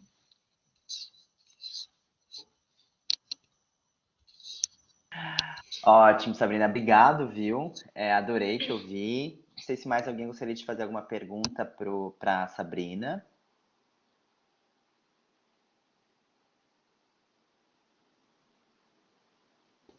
Só, acho que a Dai Francisca que comentou, triste, um staff tão pequeno, acho que está se referindo ao número, talvez, de psicólogos, entendi. Ela tá pedindo para falar.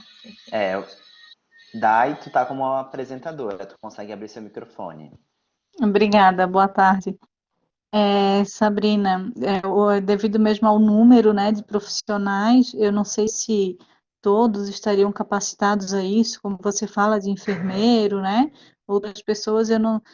Claro que todos são capacitados para fazer uma chamada de vídeo, mas de repente eles não tenham esse olhar que os psicólogos têm, né, eu sou estudante de psicologia, estou no primeiro período, e eu falei sobre isso com a turma, porque o companheiro da minha mãe, ele teve Covid, ficou internado, tal, ele veio a falecer.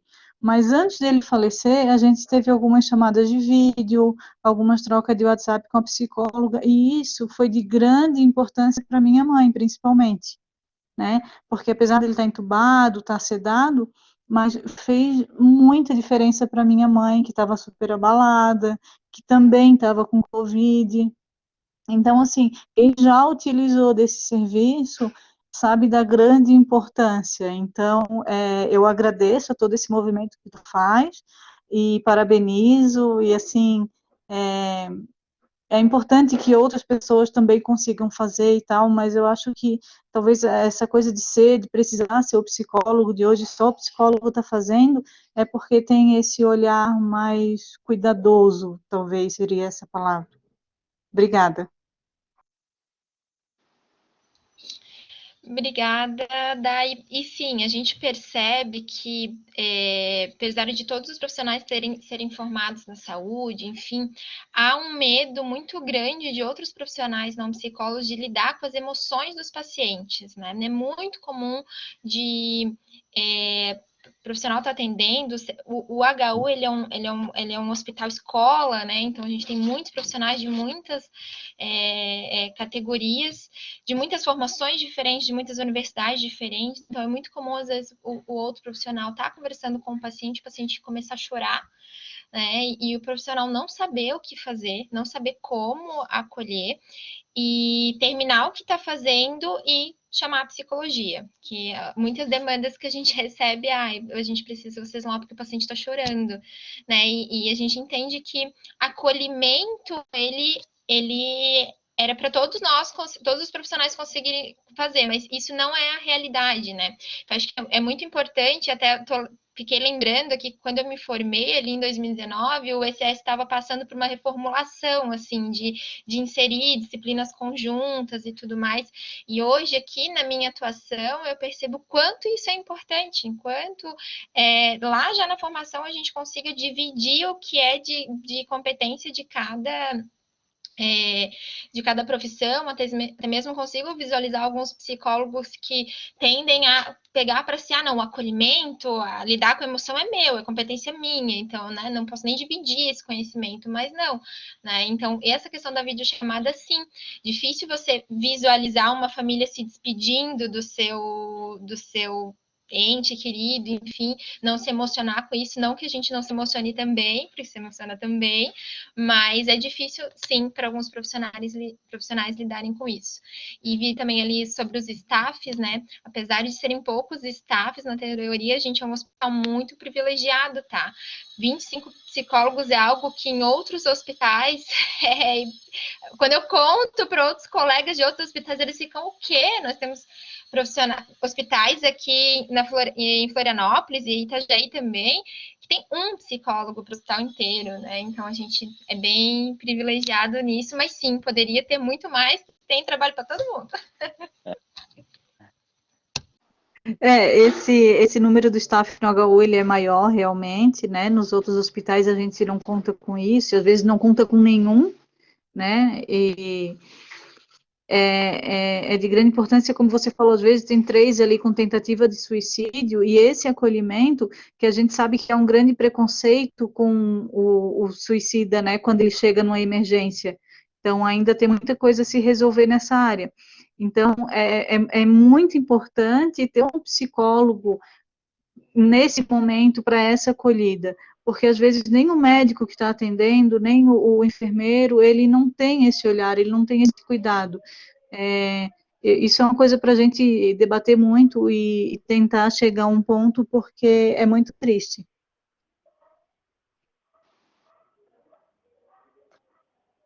É verdade, E não Dai. só a tentativa de suicídio, né? Como a gente já falou em sala também, um estupro, tem, né, um aborto, tem tantos. A necessidade de um psicólogo dentro do pronto atendimento de um hospital, ela é, nossa, não sei dizer assim o tamanho da importância. Verdade, Dai. Obrigado pela tua participação. Infelizmente, por causa do tempo, Sabrina, né, não consigo mais dar muitas aberturas, mas eu acho que fica aí a dica, né, de um outro convite futuro para você vir ao curso de psicologia, a sua casa, né, sua primeira casa, para discutir um pouquinho mais com a gente sobre as suas experiências enquanto residente, viu? Tá muito legal de te ouvir. Então, agora vamos passar para o trabalho 3, que é sobre homoparentalidade em famílias adotantes, né? Das alunas Lana e Daniele, orientadas pela professora Larissa. Eu tenho, né, já orientei trabalhos de TIC também nessa área de homoparentalidade. Eu fiz um trabalho de crenças de adolescentes sobre a homoparentalidade. E foi muito interessante, né, o quanto os adolescentes que eram, principalmente de escolas particulares, demonstravam, né, interesse, né, em saber mais sobre a homoparentalidade e principalmente de que não viam, né, como um grande problema a homoparentalidade, como muitas vezes, né, é percebido por muitas pessoas na sociedade, essa configuração de família. Apesar de que no estudo que a gente fez, nas crenças desses adolescentes, apareceu que eles acreditavam que o sujeito adotado, né, por um casal homoafetivo poderia vir a sofrer maior preconceito do que uma criança adotada por um casal hétero, né? E eu gostaria de ouvir... Ah, obrigado, Dani. Oi, prof. Isso. E daí uma coisa que eu queria conversar com vocês essas famílias que participaram do estudo, elas já tinham filhos de outros relacionamentos ou todas eram o primeiro filho adotado? Isso, Essa conversa prof. é importante. Então tá, vamos lá, vamos compartilhar. Esses casais, todos eles não tinham passado pelo processo, não têm filhos, né? E eles são a primeira adoção deles, o primeiro contato com a adoção, e sim foram bem positivos os fatores, tanto da criança, o quanto a gente percebeu que o convívio da criança é bem positivo, a idade também ali das crianças, elas já têm um entendimento, já consegue. Teve um dos participantes que relatou que ele brigou assim na escola. Tá, mas qual que é o problema em ter 2 pais? Para mim, não vejo problema algum. Eles são os meus pais. Então, assim, os relatos foram bem positivos. Tanto a gente sabe que na literatura tem muitas críticas, tem muitas dificuldades que têm que ser vencidas, né? Que é um preconceito ainda que ele está muito existente, mas com muita maestria, com muita alegria, a gente pode falar que na nossa pesquisa a gente não encontrou esses desafios, né? tem, claro, os desafios deles não acreditarem que esses pais vão ficar com eles, né? Que eles vão estar presentes na vida deles. E isso que demonstrou que era mais uma preocupação dessa criança não ser abandonada, mas não pelo fato de ser um pai ou uma mãe, um casal homoafetivo. Perfeito, Dani. Porque essa preocupação, ela é genuína em crianças adotadas, né? Sim, Independente sim. sexual dos seus pais.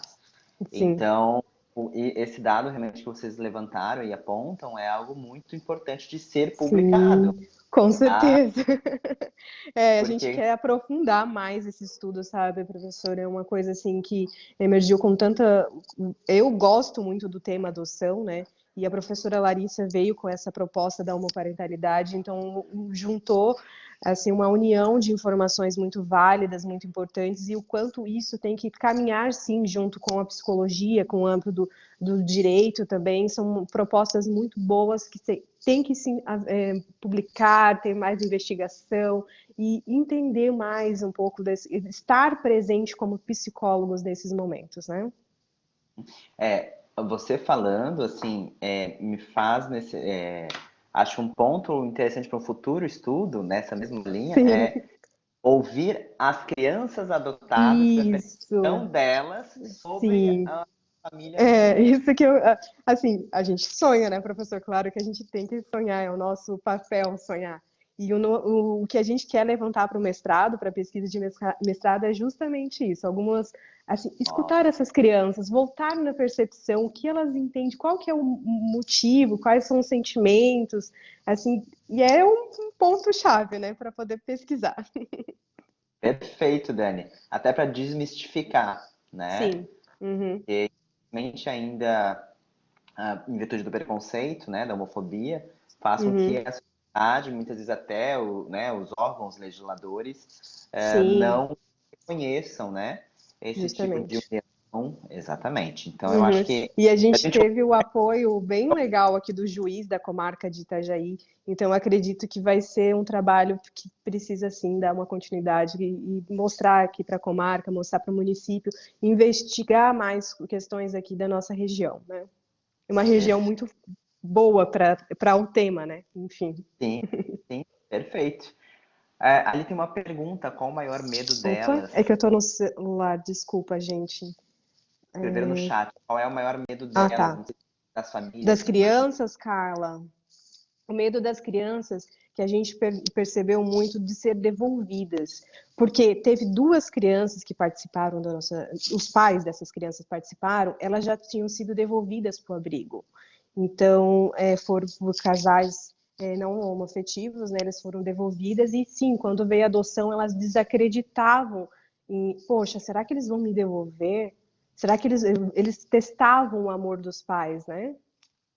É triste, é muito triste, mas é uma realidade, né, dessas crianças.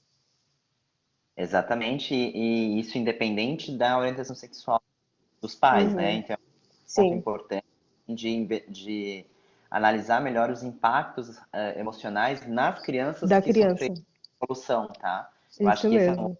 ponto importante. Ó, a Carla empolgou, que vai falar. Não pode se empolgar muito, que a gente já é 15 horas. Não, só rapidinho. Boa tarde. Sim, Assim, boa me tarde. ouvindo bem, né? Sim, Sim, Carla. Carla. É assim, a questão da... A gente sempre ouve que a questão das crianças adotadas mais tarde sempre tem um problema, porque a maioria quer bebês, poucos dias de nascido, branco, loiro. Então, assim, a dificuldade continua assim, pelo que você viu, ou mudou essa situação? Então, Carla, o que deu para perceber na nossa pesquisa, que sim, alguns queriam passar esse momento do bebê, sentir o bebezinho, tudo, ter aquele momento, mas eles estavam abertos sim para os critérios de exclusão do fórum, né? Que aí eles preenchem todo aquele formulário. Eles estavam querendo, mas eles aceitaram uma criança que não fosse um bebê. Eles estão mais Ótimo. abertos, né, a essas questões. Dani, muitíssimo obrigado, viu? E desculpa por não ter abrido a câmera antes, gente, é Não, porque em função do trabalho, mas obrigada por todos aí, pela participação também, agradeço. Obrigada e ótimo trabalho. Parabéns, viu, para você e para seu Obrigada. colega. Tá? Sim, obrigada, professor. Vamos lá, rapidinho, Júlio. Tá por aí ainda, Júlio? Oi, professor, tô. Então, como eu sempre te provoco nessa reflexão, eu acho que é interessante, assim. Tu comentou ali sobre a importância de estudar a inteligência artificial, né? Principalmente no campo da psicologia. E como que tu vislumbra o impacto desse tipo de tecnologia na atuação do psicólogo no futuro? Entendi, prof. Então, essa pergunta também aparece nas outras áreas, prof. Muitos outros profissionais, em qualquer outra área, sempre se pergunta isso, tá? Né? E na vida do arquiteto, como isso se reflete? Na vida do engenheiro, na vida do enfermeiro, na vida do médico, né? Então, é assim, eu acho que isso é o senso comum, né? Essa preocupação do que é que ela pode propiciar. Mas eu acho que, assim, professor... Às vezes há um conflito de interesses, né? Até que ponto a gente quer desenvolver isso? Sim. E, por vezes, isso acaba ocupando um espaço de atuação do recurso humano, né? Do profissional. Perfeito, prof. Então, eu acho que esse ponto é importante, tá? Tá. Eu acho que, para começo, acho que a questão é desmistificar o que esses recursos computacionais, até que ponto eles podem ir, até que ponto não, né? Porque uma coisa é certa, se não tiver o homem por trás como base, para ligar e desligar, ele não vai funcionar. Né? Porque se a gente olhar, por exemplo, a inteligência artificial é só uma forma mais rebuscada de aplicar a matemática a problemas humanos. É pura matemática. Né? Se a gente conversa com os desenvolvedores e quem trabalha nessa área, ele diz, não te ilude, é só matemática. É só a gente organizar a interação entre vários métodos estatísticos e dar a propriedade para que esse computador, a partir disso, tome decisões e tudo mais. Então, assim, a minha perspectiva é que quem vai estar sob controle sempre vai ser o ser humano, não tem como ser diferente. Então, eu vejo a inteligência artificial, seja ela ou qualquer outro recurso tecnológico, né, como aplicativo e tudo mais, só como ferramentas de apoio à nossa profissão, que vão facilitar alguns processos nossos. Porque ainda assim, por mais que a gente ensine uma IA, por exemplo, a diagnosticar depressão, os falsos positivos ainda vão ser muito comuns se não tem como chegar numa base de dados tão precisa assim, porque essa base de dados vai ser alimentada por dados humanos. E a nossa variabilidade, a nossa subjetividade, toda essa diferenciação que existe entre todos, né? E partindo do princípio também que os próprios transtornos mentais, eles vão se adequando ou se expressando conforme a cultura vai andando, a sociedade vai andando e as novas demandas vão surgindo. Então, pandemia, por exemplo, exato, há formas de expressão dos próprios transtornos mentais, né? Então, a gente sabendo disso, ou seja, nunca vai haver possibilidade de ter uma tecnologia que substitua totalmente, porque as nossas demandas vão surgir, demandas sobre demandas, fenômenos sobre fenômenos. Então, o ser humano sempre vai estar como base, né, disso tudo. Então, a minha perspectiva e muitos autores bem contemporâneos já apontam, que ela sirva como ferramentas de apoio. Por exemplo, em casos mais severos, como a depressão, que envolve, por exemplo, a ideação suicida, quanto mais rápido identificar, antes mesmo, né, de que ocorra uma ideação, por exemplo, só pelos fatores de risco, já fica muito mais fácil de intervir ou acionar as redes de apoio para ajudar isso não acontecer, né? Enfim, até nos outros transtornos, né, esquizofrenia, transtornos de personalidade, transtornos mais severos.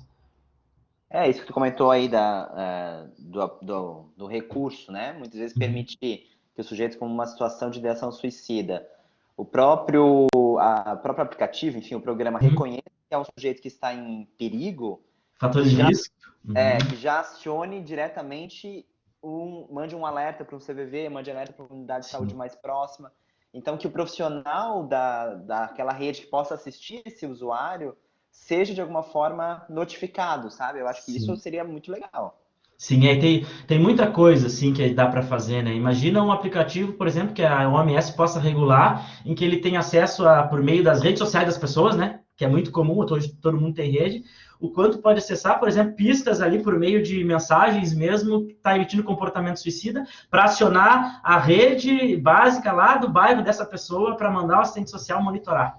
Não vai intervir nem nada, mas só fazer, né, um rastreio, enfim. Então, tem muito recurso que pode ser usado a nosso favor, sabe?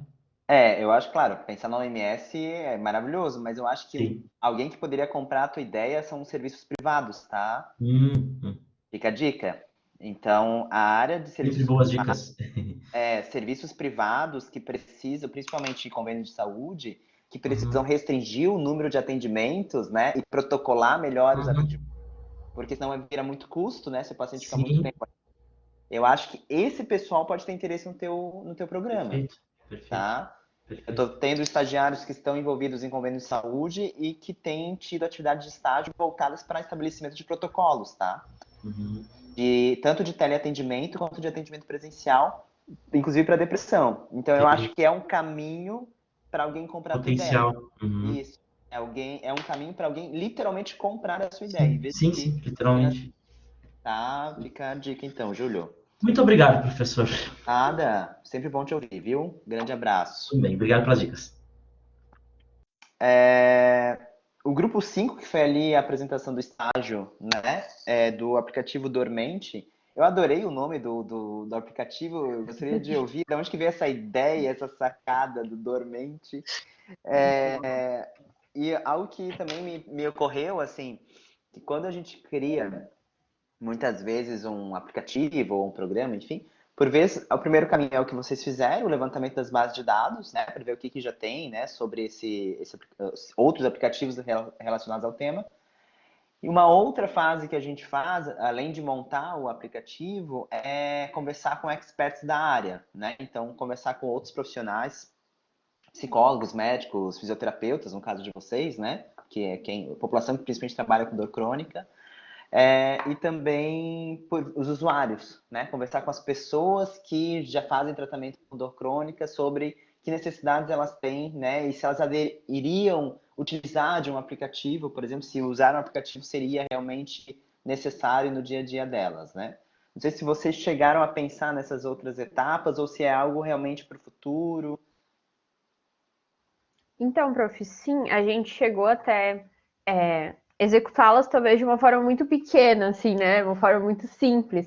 Mas a gente teve, se eu não me engano, foram 4 pessoas, o Theo pode me corrigir, mas eram umas 4, 6 pessoas que são pessoas que possuem, né, um quadro de dor crônica e que utilizaram o aplicativo por algumas semanas, assim, para ver a funcionalidade dele, né? Ver o que achavam, opinar sobre.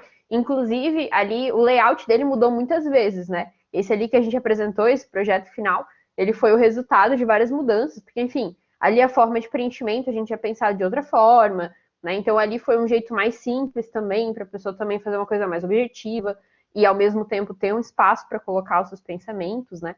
Então, sim, a gente teve de uma forma um pouco mais reduzida, né? E de outros profissionais de outras áreas, aí, realmente, aí se a gente não teve esse contato, assim, com a FISO, por exemplo, né? O máximo que a gente teve de contato, assim, interdisciplinar foi com a nutrição, que teve uma nutróloga que trabalhou com a gente essa questão da parte da alimentação e a relação com a dor crônica, né? E, assim, de fato, o aplicativo no nosso estágio, ele correu como um ponto principal, porém a gente também estava executando outras coisas paralelas. Então a gente não conseguiu se dedicar 100% a ele, né?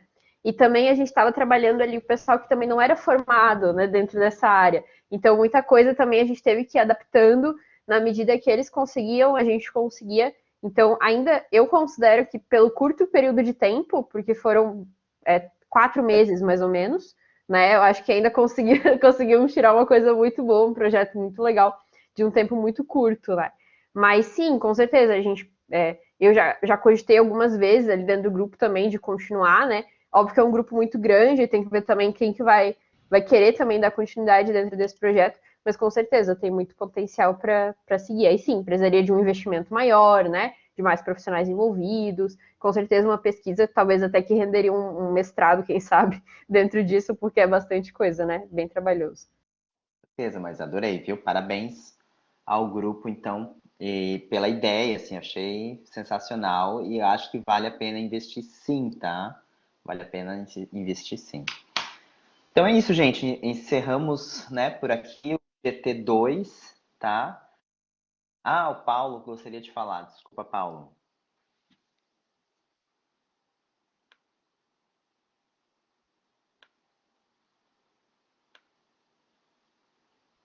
Paulo?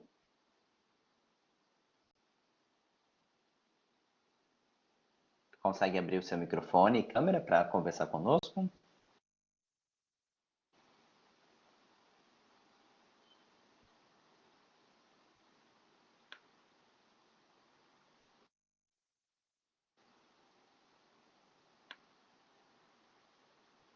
Não?